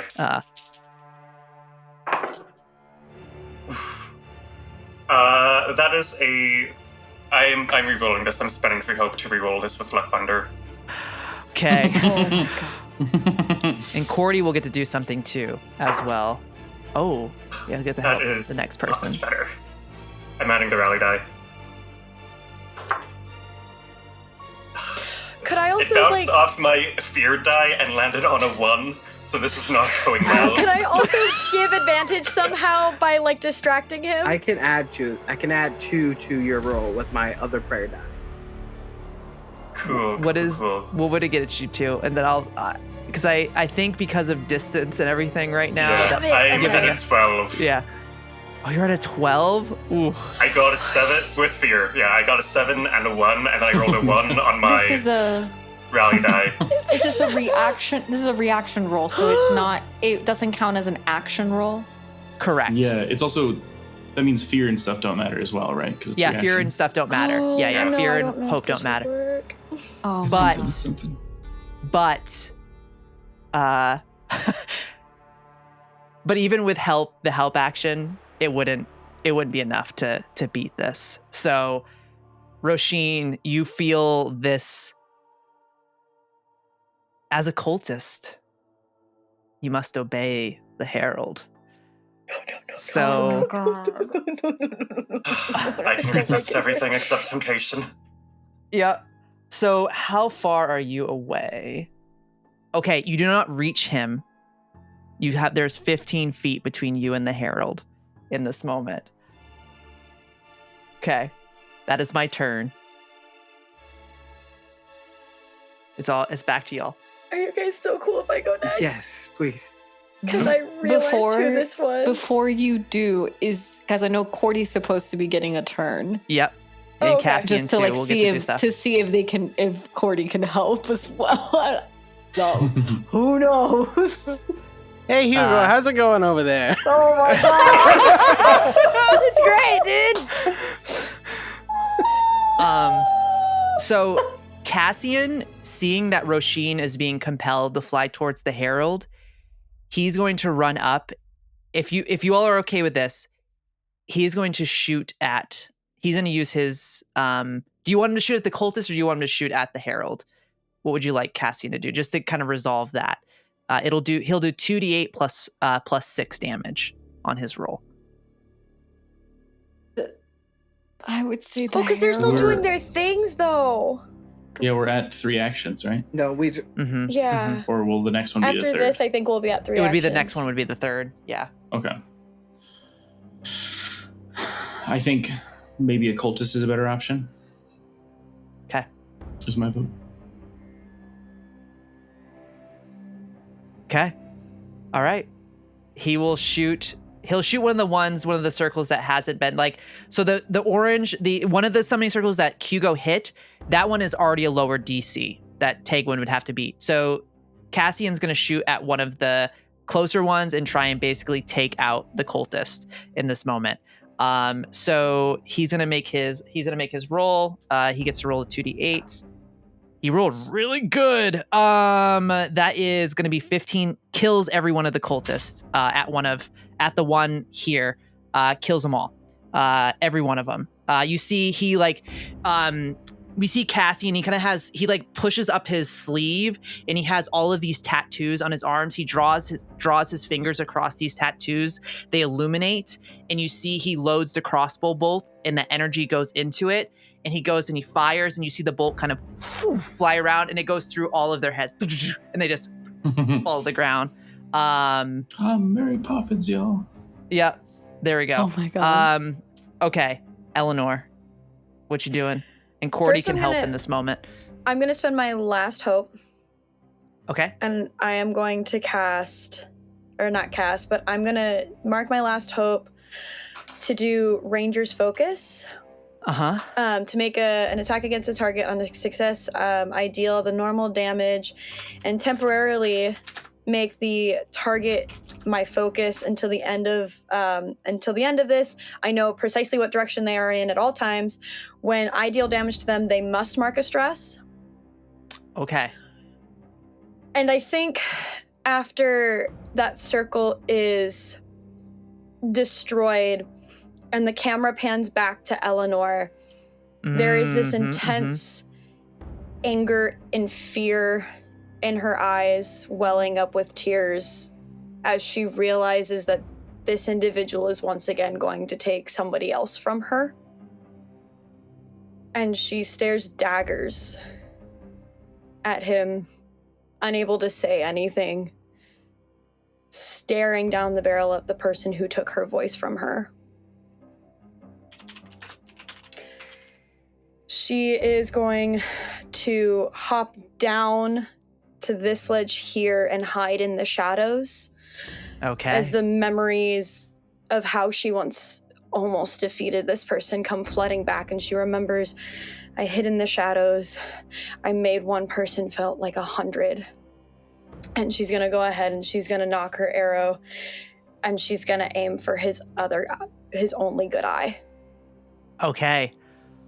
I will say, I'll let you, I have the number. I'm going to write it down right now. I still have my rally die. Okay. Okay. My hands are shaking. You know what? Can I jump Daggerheart, in baby. super fast? Can I Yeah, jump go ahead, in Cordy. super fast? Oh my God, absolutely. I don't think that Cordy is going to do anything in this moment. I think what I'm going to use my action to do to help instead is I think Elanor is going to remember the moment when Cordy said, "A privilege to hear your voice." And maybe that gives her that help die. Oh yeah, an extra D6. I don't need it. Did you crit? I crit. Okay. Damn. Hell yeah. I still think maybe 2 ones. 2 ones. Sick. So it was gonna be a 23. So that's 2. You gain 2 hope from that. You gain 2 hope. Clear stress. Clear stress. No, you gain a hope. You clear stress on that. On a crit. Amazing. So hits him in the eye. You see, so go ahead and roll your damage for me. Okay. I also had a +2 from that too on my attack. That I forgot about, but it's fine. Didn't even need it. And then from there, we'll make that roll, and then we'll jump over. We'll jump over the Thessalus here in a second. That is going to be 8 physical damage. Okay. And they must mark a stress. They must mark a stress. 8 physical. Okay, awesome. She's Sick. now taken. Okay, he took her voice. She took her ability. She took his ability to see. Amazing. I love it. Hell yeah. Okay. Amazing. And takes a stress. Okay, that's fine. That's with hope. So you all are still in control, but we are at the 3rd action. I'm gonna resolve that before we go. So Tegwin is going to make her rolls. Here, she is going to roll her 2d12s +7. She's got her, and I think she still has her. Oh, she would have had to use her rally die to get the 21. You see Tegwin is kind of getting back up, and you see she channels more energy out, and she stops them from doing any summonings this time. Back to you all. A new Thessalus, if you want to jump in this sure, moment. yeah, that'd be great. Yeah. Thessalus will charge out from the rocks. Okay. Am I able to move? Yeah, I'm able to move my guy. And he'll run right for the center of this summoning circle. Does there seem to be anything that would prevent someone from running over the circles? Visibly? Okay, not at cool. all. Cool. He'll run right into the middle, and as he's doing, he's kind of here. He's a sword out, but he's bashing against his shield as he's running in, clearly kind of hyping himself up. And as he gets there, he begins kind of spinning his blade around, and I will spend 1 hope. Actually, I don't do that yet. I'll attack this one closest to me. Let's use a double click. No, maybe, I don't know. The one on the lower left corner of that little spot, the closest to me. Hell yeah. I'll attack. Are we still with 2d12s, or are we still down? You have your 2d12s back because Doc just dusted Baladon. Thanks, Doc. That was so crazy. That is 15 plus 3. 18. 18. That's gonna hit. Yeah. Nice. Go ahead and roll that damage. Is the Herald within very close range of me, where he's he is up in the air about 50 feet right now, so he would be out of he would be out of your range. Cool. Yeah. I will spend 1 hope though to use that same attack of 18 on every enemy within very close range, so all 4 of the cultists. Okay. And I'll roll my damage. I roll 2d8 and I reroll 1s and 2s off of my domain effect. Amazing. I rolled 2 3s, so that's 6. Oh, plus 2. Plus 2, so each 8. of them take 8 damage. Oh, I'm sorry. Actually, I think they take half. So the one that I attacked initially takes 8, and all of the other 3 take 4. Okay, so that would be a total of. I'm just combining it together, so that'd be 12 right. damage because they're one 8 entity. plus 12, 20. 20? Okay. Yeah. You murk all these. Oh wait, hold on. No, there would be one. I can out. murk There- those. No, I'm kidding. Yeah, you there's still one standing, but Go. one is standing there as you cut through them all. One remaining. And that was with hope or fear. Your roll. Oh, that was with hope. Okay, with hope. Okay, so you all are still in control in this moment. That's an action taken. Elanor, you actually would have done more damage to him because how crits work in Daggerheart is whatever your damage dice is. So if it was a D8, you get 8 points no matter what. And then you roll your dice again, and then you add that to the... Can I do that? Well, you would have... So what you got 8 points of damage from that roll. What is your damage die you have for your weapon? Is it a... It is a D8. It's a single D8? 2D8. 2d8. Okay, so that's 16 points of damage plus the 8 that you rolled. So that's 24 points of damage. Okay, perfect. Okay, So if I'm also doing that much, I'm sorry. I would also like to do Ruthless Predator. I'm going to mark a stress, and when I make a damage roll, I can mark a stress to gain +1 bonus to my proficiency. Additionally, when you deal severe damage, am I dealing severe damage here? You're not dealing severe, not with Then this guy. That's fine. I already marked a stress on him anyway. I want that +1 to my proficiency. Thanks. You could always add the rally die if you didn't use it to the damage.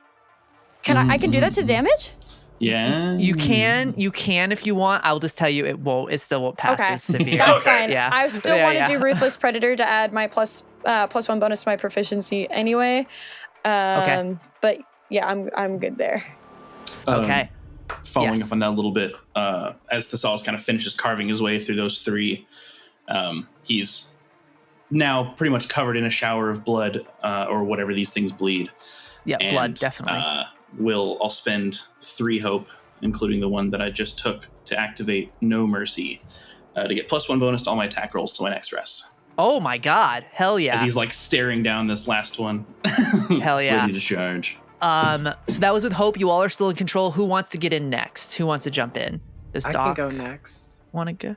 Yeah. What's Doc doing? Doc at first was like, I did this thing and I think it'll help. And then realized very quickly that it made things a little bit worse. And is feeling like definitely having a little bit of a panic attack. Because it's like, feels like they caused their friends to get as hurt as they did. And so, like, out of like frustration, they're going to. How close is very close again? Very close is within like 15 feet. Okay. So then I'm gonna throw my cane sword at this guy. Okay.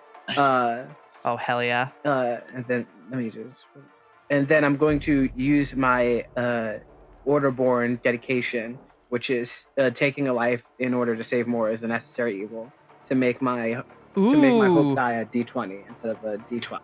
Oh, Nice. sick. Okay. Oh, that's right. I forgot about that. And you mentioned it before too. Okay. Serifs. Okay, that is going to be an 18 with fear. With fear. Okay, I get my fear and I'm gonna get the spotlight back. Okay, that's another action. Okay. Sweet. So you hit that creature. So roll damage. That's gonna hit. And then I am also going to mark a stress for my spirit weapon. I can mark a stress to target an additional adversary within range. With the same attack roll, I'd like to attack the summoning circle with the same attack roll. Okay. Yeah. So this is the... Yeah, go ahead and roll that damage. Okay, that's not a lot of damage. That's only 5 points of damage. Physical damage. Okay, that's still what? It's minor no matter what. So that kills... You kill the cultist and you destroy the summoning circle. So 2 of the summoning circles are gone completely in this moment. And 8 of the cultists are dead here. So you're looking... Yeah, go ahead. Yeah, go ahead. Hugo. I'm just waiting until you guys are over and then I have an idea. Yeah, what is Okay. I will say, with it being fear, I take back over control. I spotlight. God.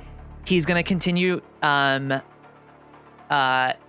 need you to make another presence reaction roll for me, Róisín, Okay. as he summons you forward. I have a question. That one's somewhere. Because he's now blind, can Róisín have advantage? It's a mental connection. He's like just Cool. being. It's not even. Yeah. This is good. No, this is good. This is. I'm scared. That's 22. You needed 21. Holy shit. Nice. All right. So I will say you're able to resist it. You stop there. You come back to, and you see this figure looking at you. They have an arrow in their eye, blood kind of dripping down their face in this moment. I am going to spend a fear to activate the third. I'm going to spend a fear to do the third action again to make Taegwin roll again for this. To try. This will not reconstitute. They are scratching that at this point. They're trying to set other things in motion now that we are yeah. Oh my god. So here we go. Pardon? I have like a fucking Last Hurrah, like Hail Mary idea. I don't know. Okay, she like does it those. again. I like You those. see Taegwin, this dance with death. She's able to again. She channels within. She stops them from doing it. Okay, it's back to y'all in this moment. Here, what you doing, Hugo? He's blind, right? He is He can't see me get close, right? correct. He can't. No, he is 50 Fast feet fall up in the special. air though, right now. Is he? Oh, okay. I can throw But did you want to try I can throw a something? that I far. can say I wanted to try. you wanted to. I wanted to try using slumber. It has a range, right? It has a range. It has to be very close range. So very close technically is 30 to 60 feet. So I'll just increase the DC a little bit. We'll just say that. I'll let you do it. It's just going to be a higher DC if you want to try and slumber him. You need a nap. I have reassurance if you fail. I will also say, and because to be fair, the GM can spend a fear on their turn to clear this condition. So I do want to point that out. But Listen, if you make That's a him fear fall to carry asleep, his break his spotlight. neck. I don't know. Like, yeah, I'll just shoot him again. I got 3d8 now. Let's do it. I like this guy being on the ground, you know? Zio, no, my God, I used my other character's name. You're all good. You're all good. This It's is the type stressful of right shit- now. This is the type of shit that Zio would do. Hugo. I think Hugo, everything that is happening, and I think we know that this is Róisín coming up with the tablet. I think that's another thing, right? So, like, the moment that Hugo sees Róisín getting closer and closer, there's that panic, and they need to do something. So they run up their Muppet-ly body, and then they point their staff at this exceedingly terrifying individual, even in his blinded state. And I'm going to cast Slumber. It's a spell cast roll. Okay. On a success, they're asleep until they take damage or the GM uses Okay. fear die. This is crazy. I don't think I've done a spell cast roll this entire game. Okay. So Have you if not? I'm not- I don't think so. I think, yeah, most of the spells that I've used up to now has been fully hope related. Like hope resource stuff. Dang, okay. But for this one, my spell cast roll, this is where my question comes. Is like, do I just roll the d12s and then it's just what it is? I don't think I add. Oh, no, because the +2 comes from my knowledge. Your knowledge, yeah. So it's your +2. Yeah, +2 from your knowledge. Oh my God, you guys. And you're trying to beat his difficulty, I believe, in this Make moment. him sleep so I can kill him. Okay. I have reassurance. I'll tell you because. Okay. And Cordy could help in this moment because Cordy didn't get to help last time. So if Cordy wants to say how he helps Hugo, And I don't have helps. a rally die because I already used it earlier. Mm-hmm. But that's a 14 plus 2. I don't. Okay. How does Cordy? Cordy could help you in this moment because he has Well, a Jake is looking through the cards from the Daggerheart core set. Folks, grab your Daggerheart core set Oh my on god. DurringThePress.com. This is not sponsored. Hugo, remembering that Cordy has been in his ear. Hugo is running up. And it's just like, Cordy, there's a very scary floating man, and he's going to do something bad to Róisín, and I don't know what to do. And it just points. Remember what I did on the bridge. Make him sleep. Make him sleep. Oh, heart. I love that so much. Can I All add right, a so roll that D6? rally die. You need to get a 5 on it. Okay. So scared. We still have one more out. I have reassurance. So we still have one more. Oh, you do? Yeah. Okay. You got this, Hugo. So I rolled a 3. So reassurance. Okay, what Okay, is so you're reassurance? 2 away. Reassurance. You know, guys, So- you want? Okay, so I rolled my D12s. You And I- re-roll and- your you re-roll d12s completely, right? That's how reassurance works, right? Doc? yes. Okay. Yes. Okay. But I'll keep the 3 and then I have the +2. Okay. Oh no. What'd you do? I rolled a 16 +2 +3. That's a 21. Oh my god! All right. By Awesome. inches. With And that was with hope too. I don't know what the hope is with hope. Oh my god. Oh my god! Amazing. We can keep going. So I can finish him. Let's do it. amazing. Let's do Okay. this. Awesome. Okay. Line him up. I got him.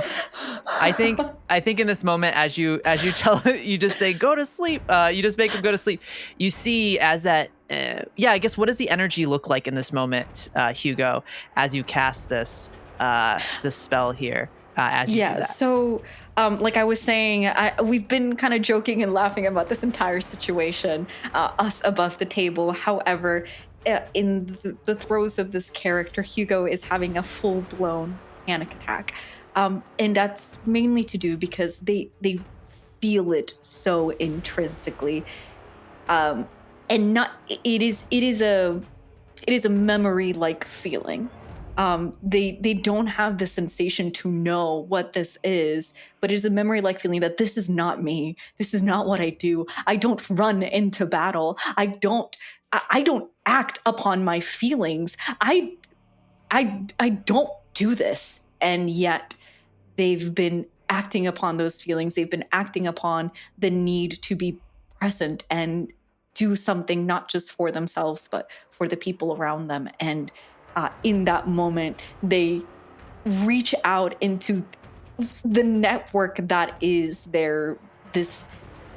this fun girl mind that lives within them, and they have that connection with Cordy without even realizing, thinking that this is just something that maybe wizards are capable of, and not understanding that there is more to this. And Cordy speaks it, but it's almost like a flash of vision and visuals of seeing what Cordy is capable of and thinking to themselves in that moment, I can do that too. As they reach their staff up, and this illuminating brightness of orange and yellow, it's almost as if a sunflower bursts itself, spreading spores out to this individual, and a lull of sleep. Go ahead and roll 1d20 worth of damage for me as they fall to the ground. +5. Ooh, 1d20. Oh, that's a 17 on the die. So 22 points of damage. Okay. 22 points of damage. All right, sweet. All right, he's starting to look a little hurt. As he falls and crashes to the ground, he is out right now. And that was a roll with hope, so you all are still in control. What would you like to do? I would like to get out of here, please. Autobots roll out. You gonna turn around and fly away, Róisín? Yep. Okay. I'm gonna fly back towards Elanor. Oh my Okay. gosh. Do you want to push it, or do you want to just fly your normal speed and not have to make a roll right now? I'm gonna push it. Although first thing I'm gonna do, if I adjust my appearance, can I adjust my appearance so it doesn't look like I have the tablets? I'll say go ahead and make a if you're trying to kind of bend it so that you don't, I guess it would, what does the card say specifically? Because that could determine what I'm going to say here. So the wording is, you magically shift your appearance and clothing to avoid recognition. It's a part of you right now. You're holding this tablet. Why not just have it be a part of your clothing? So I'll say you can hide it within yourself. Yeah, within the clothing. Brilliant. Okay. So the tablet is going to disappear for a moment as I put an illusion of myself over myself to make it disappear. Incredible. So it's just laying on illusions like clothes. And I'm going to fly off as fast as I can towards Elanor. Okay. All right, go ahead and make an agility roll for me, Róisín. Let me know what you get. It's going to be a 13 with hope. With hope? Okay. Yep. You're able to close the distance and get by Elanor. You would reach all the way over there. While I am moving away from the bad guy, the Herald, The Herald, I would like to spend the 3 hope that I have to make a scene as there's the flicker of something feral in Róisín's eyes for a moment, as spawning out from him comes a flock of illusory Róisíns that begins swarming around the Herald. Mini Róisín. So he's going to be distracted and have a -2 penalty to their difficulty for whoever is going to possibly wail into him next. Hey! Whoever that might be. I don't know. Okay. Crazy. I will say and repeat it that with him being asleep, he does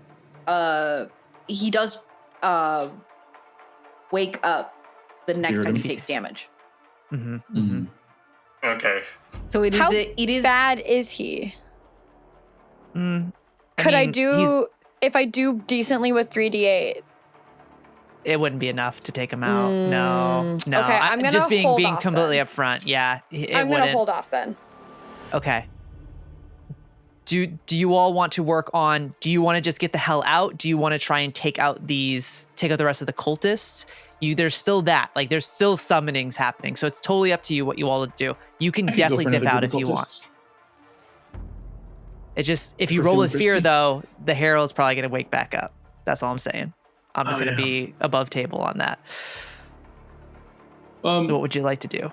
What is our understanding of how much we've affected their ability to bring back this creature? If they get one of those off, it would probably reconstitute at least the bones, if not, then another fully bringing it back, right? Plus, they also have other things going on that we don't know about, too. Mm-hmm. Yeah. It seems like they're more focused on the things that are not happening here now. It seems like it is a focus. They're doing these to activate other things elsewhere in this moment, and they're just using. Oh. I'm okay to keep fighting, I think. Same. So it's not really a summoning at the moment anymore. It's something else. It's something else. Yeah. Oh, they're just kind of. Their It's intent like they're was to wake it up. siphoning- It's like siphoning the whatever dark energy this thing has. Because I mean, with destroying it, we got back our hope die. So it is an epicenter of whatever awful thing it is that they need to do. Yes, exactly. This is like an anchor point more than anything. This is an anchor point. Yeah, it is an anchor point. Yeah. I do feel like we're in a position right now to do some damage we might not get the chance to do later, or it might be harder to do later. We can push the advantage. Surprise, surprise, the guy that fights wants to fight, but I will run if you guys would prefer to run. How much hope does anybody have 3 hope? I only have 1. I just used my 3 to do that thing. Okay. All right. I'm running 0. Okay. Yeah, so you have 3 hope, Doc? Yeah. Okay, so you could tag team. Okay. Yeah, so as you all kind of stand here in this as we kind of slow down for a moment, what would you all like to do before I use some fear? Because I got a lot of fear. Oh God. I can go try to clear the blue circle of people. Okay. I'd have to succeed with hope on my attack roll to be able to hit all of them. Yep. So I need that hope to spend it. But I'm happy to go if that's okay with you guys. If anyone else wants something, they're welcome to. Yeah, jump in. Okay, go ahead. Will do. Thessalus seems to kind of enter this sort of not quite a trance, but a zone when he's fighting. He tends not to really stop swinging the blade. And so whether they're dead in front of him or not, he's kind of been sitting there slashing pieces off of these bodies until his eyes catch the next circle, and he'll charge his way there. Okay, go and roll roll your attack. Yeah, I'll go for one of them. Yes. Did you have a Just question, real Hugo? quick. That is, I have a plus. I have a +4 right now because I used that ability earlier. And on the dice, I have 18, so that's 22. With hope or with fear? Hope. Yes. Yay! Oh, shit. Okay. Oh, I keep forgetting to check. I'm using different dice than normal, so my brain doesn't do it automatically. And I keep being like, oh, it is the one. Awesome. So Okay. I'll gain a hope from that. But with a successful attack, I will spend that hope to Whirlwind, if that's an okay order of events, to use the attack against all other targets in very close range. So I'll do all 4 of them. All additional adversaries with this ability will take half. Okay, perfect. And then Oh, Hugo, my you two- had something too. Sorry, I don't mean to. Oh, yeah. It's very quick. It's actually just for accountability purposes. I always forget about this. I have the strange patterns thing where I gain a hope where I can clear stress whenever I roll the number that I choose. The number that I've chosen is 6, and I did roll a 6 on that last, the slumber thing. So I added a hope to what I have. Perfect. Okay, awesome. Sick.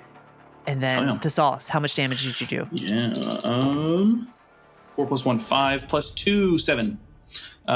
So 7 And to then- 1. I guess, it's all added together. So are we rounding up or down? What do we Always have? round up in Daggerheart. Yeah. Yeah. Okay, so that's 4 times, so it's 12 + 7. So 19? 19? Okay.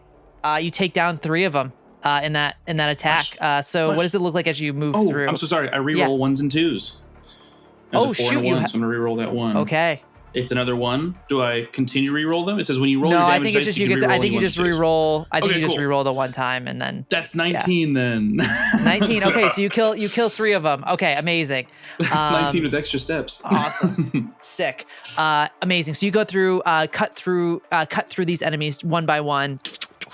There's only 1 remaining. As you are just dripping in blood, your blade, your shield. That's with hope. So you all are still up. Thessalus is in his happy place. I have. You know what? I'm gonna spend a fear.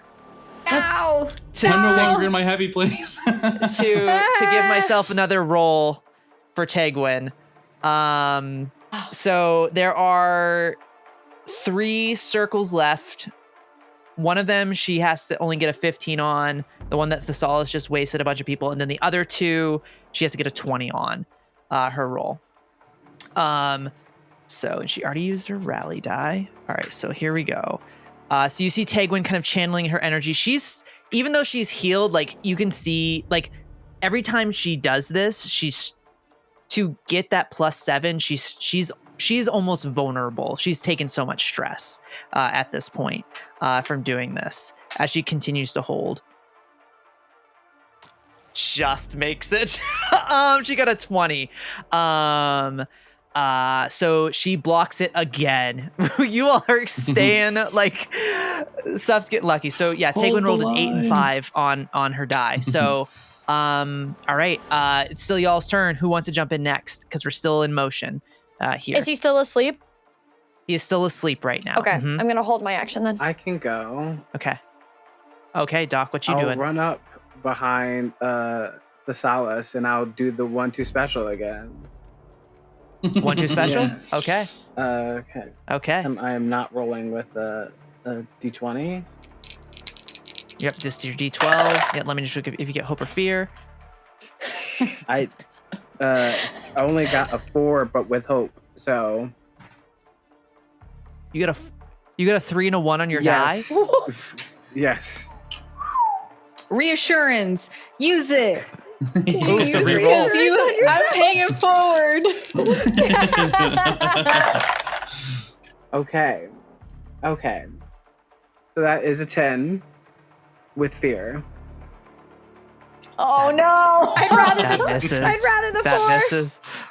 That misses. Go back to the 4. Go back to the 4. Okay, I'm gonna spend 2 fear to move 2 tokens and make Tegwin roll again. On this.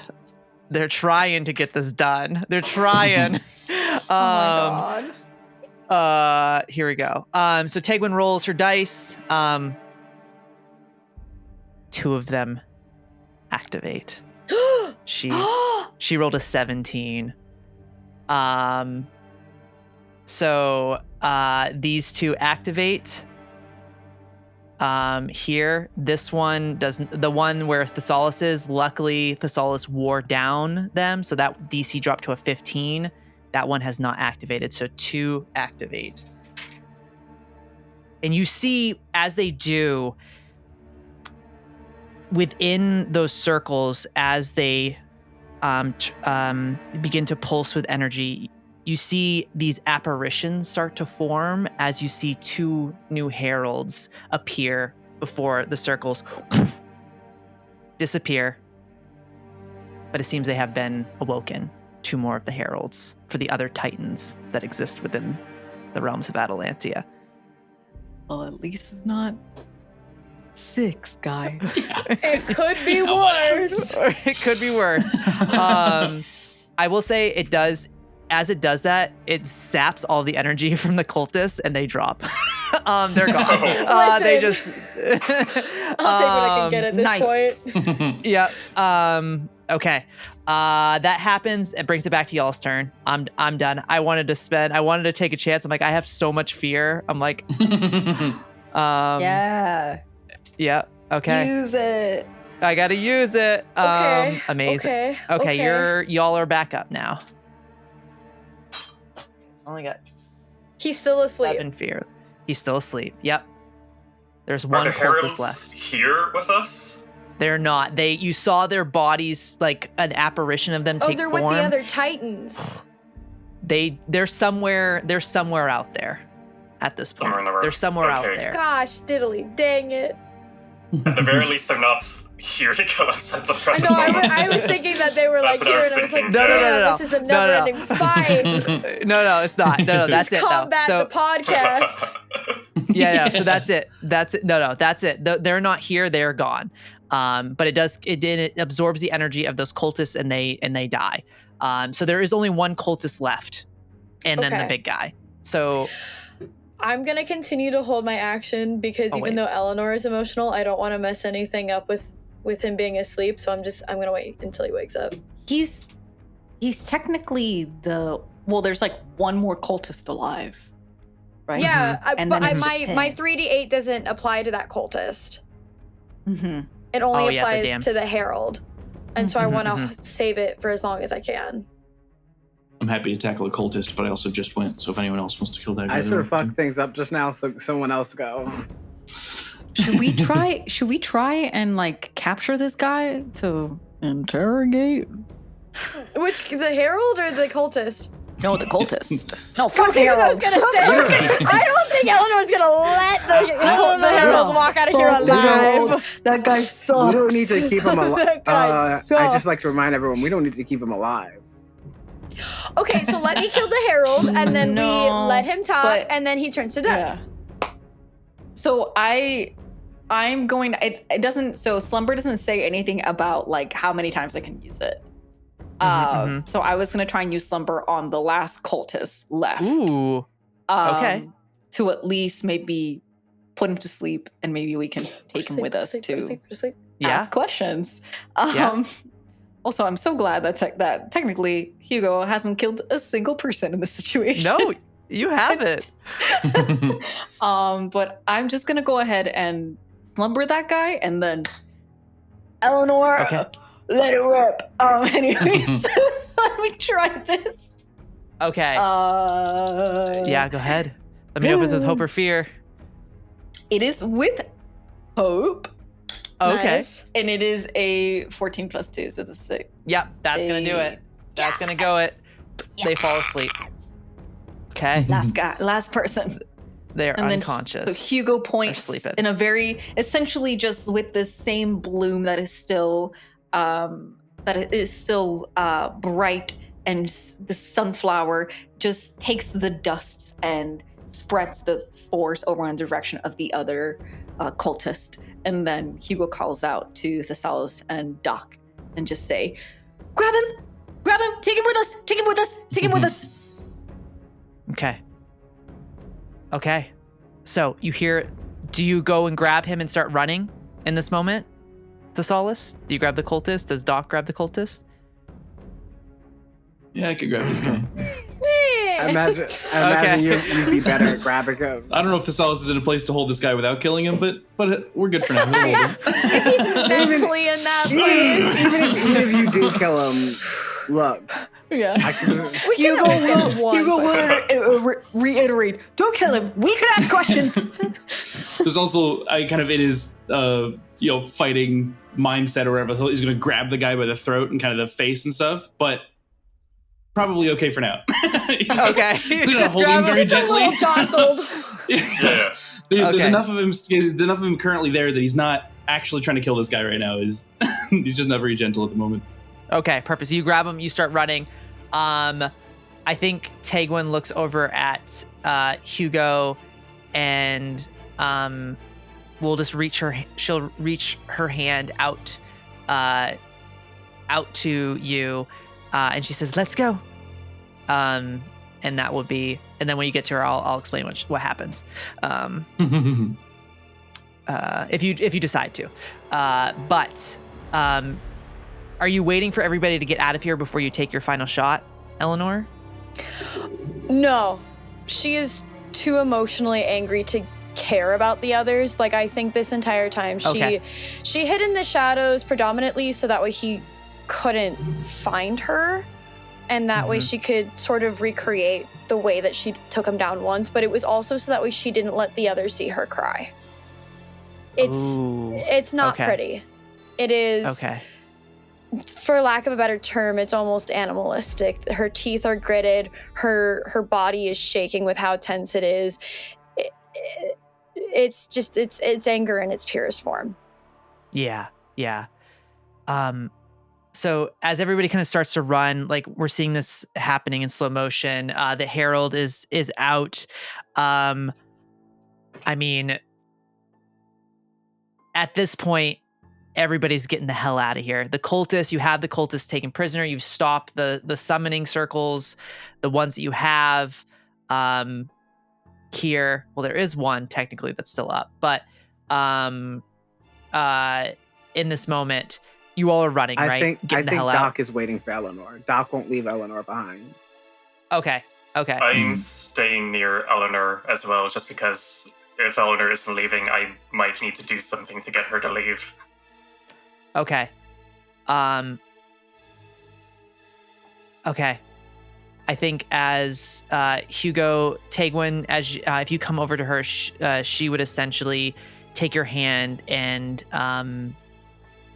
you would essentially like teleport through shadow over where the rest of the group is in this moment. And I think she would look around and be like, where's Elanor? We need to go.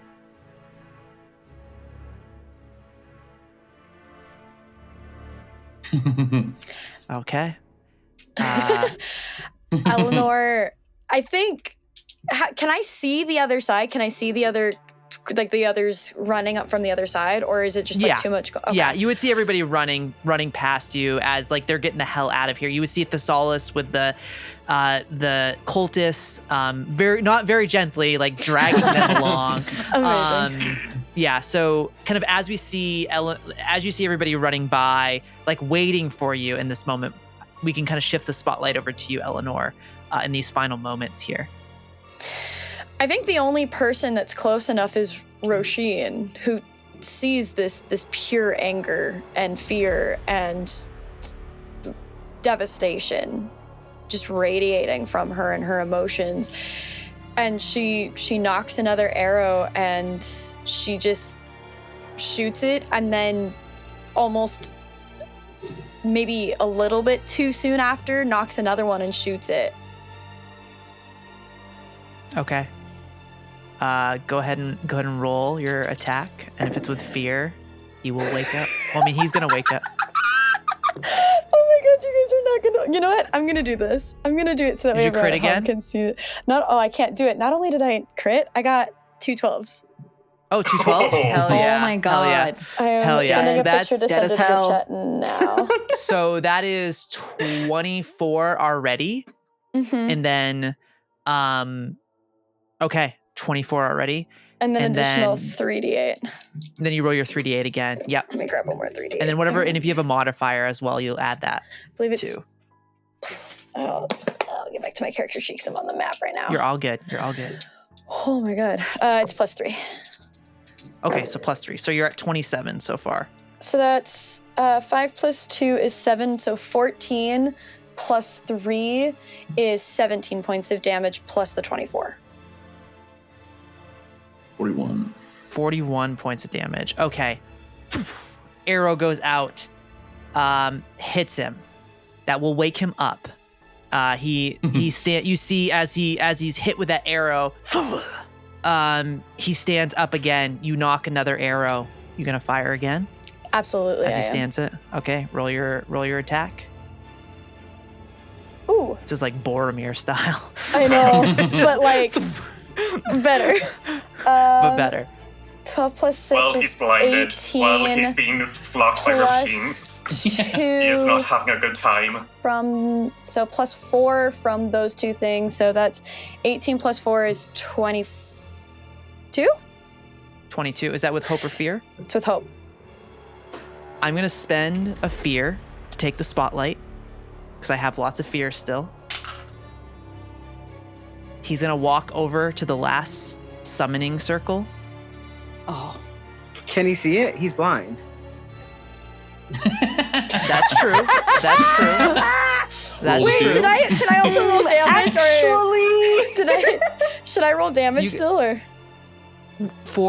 For that hit he just took, I think didn't Yeah. you? Oh, okay, yeah. Go ahead and roll damage. Yeah. Sorry. I I thought the 20 something was the damage. No, that was for might the change how- first one. This is for the second one. Okay. That's 11 plus 3, so 14 damage on this second Okay. attack. Okay. Amazing. Like the best He song gets playing up. right now too. I think in that moment I'll still spend the fear. I think you see in that moment his body starts to well with energy. And he's basically going to supernova in this moment and try and collapse the tunnel on you.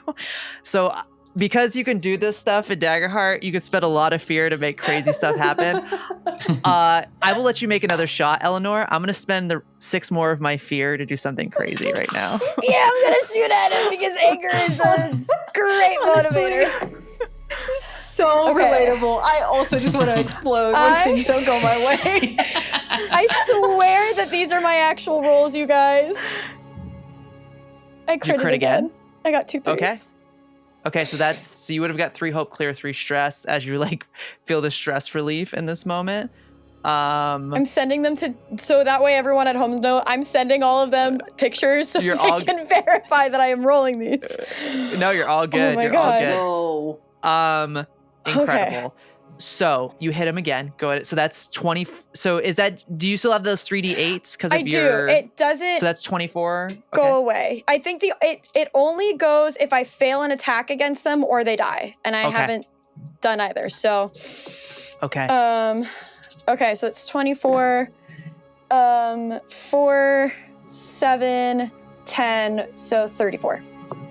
34. Mm-hmm. Okay. He has 1 hit point left. Oh my God. As he supernovas. Boom. You see, as that arrow hits him, you kind of see, I guess, what does it look like as Elanor releases that arrow, and then I'll finish kind of as it hits him what we see after that. She knocks this last arrow, and she focuses it right at his throat. Because if he's going to take her voice, she's going to take his. Amazing. And she knocks it, and it goes, and it's nice and straight and perfect. And she is still so welded up in anger that she doesn't really comprehend what is actually about to happen. She doesn't feel the energy. She doesn't hear it, despite, her senses being heightened, given that she's a ranger and she can't speak.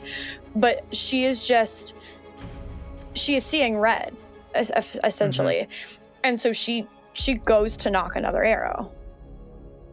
Amazing. As you're seeing red, as I spend all of that fear in the moment, as you hit him, the arrow hits, and you see he reaches the gauntlet out, and he crushes. He makes a fist with his hand, and as he goes to the ground, and you see as he strikes the ground, all this necrosis energy shoots out of him, and you start to see all the stalactites in the ceiling start to fall down as this whole cave is collapsing in on you all. And that's where we're going to end our session. And we're going to pick up as you try and escape out of this cave.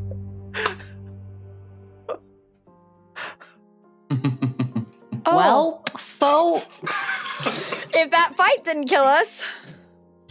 Yeah. Crazy. It will be a group escape challenge as we head into. Just a fun little escape room. I'm like so with my close to friends. him too.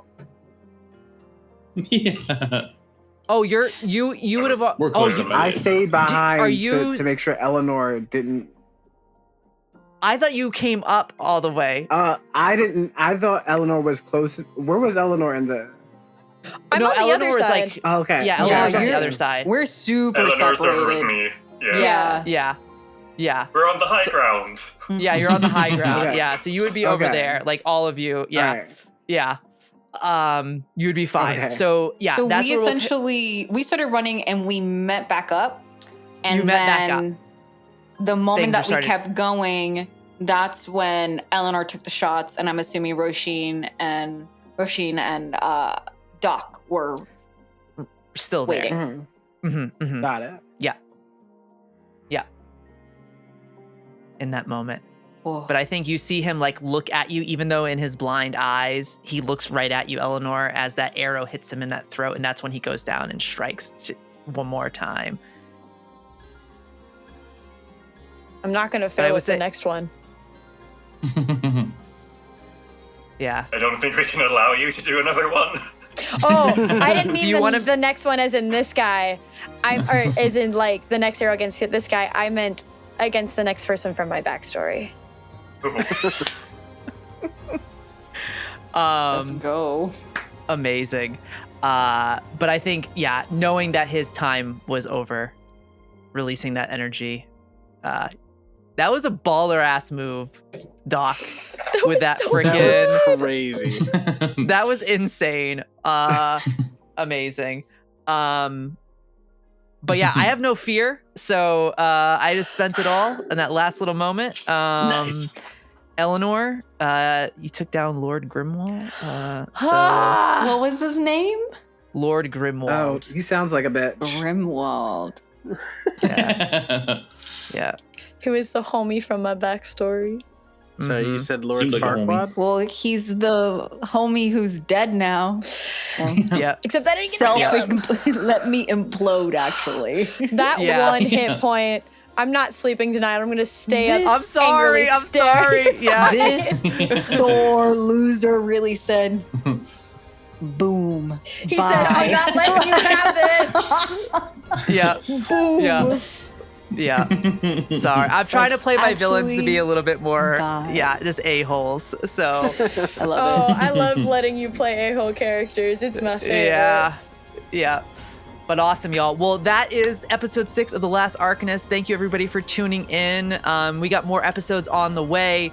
Next time, we'll jump back into the escape from the mouth of Baladon as a group attempts to escape the cave that is collapsing in on them.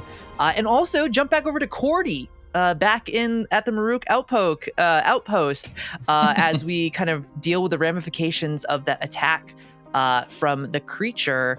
As Varenthar said, the child, as it attacked. Yep. But until then, make sure you check out these amazing folks. They're doing all kinds of cool stuff. Their information is below. Follow them on all the socials. Support other creators, these amazing creators, rather, their work. And yeah, that's it for now. But with that said, come back with us next time. Escape the mundane as we explore more moments here in the realms of Atalantia. And this cave. And this cave. So, all right, y'all. Have a good night. Thanks for watching. Bye.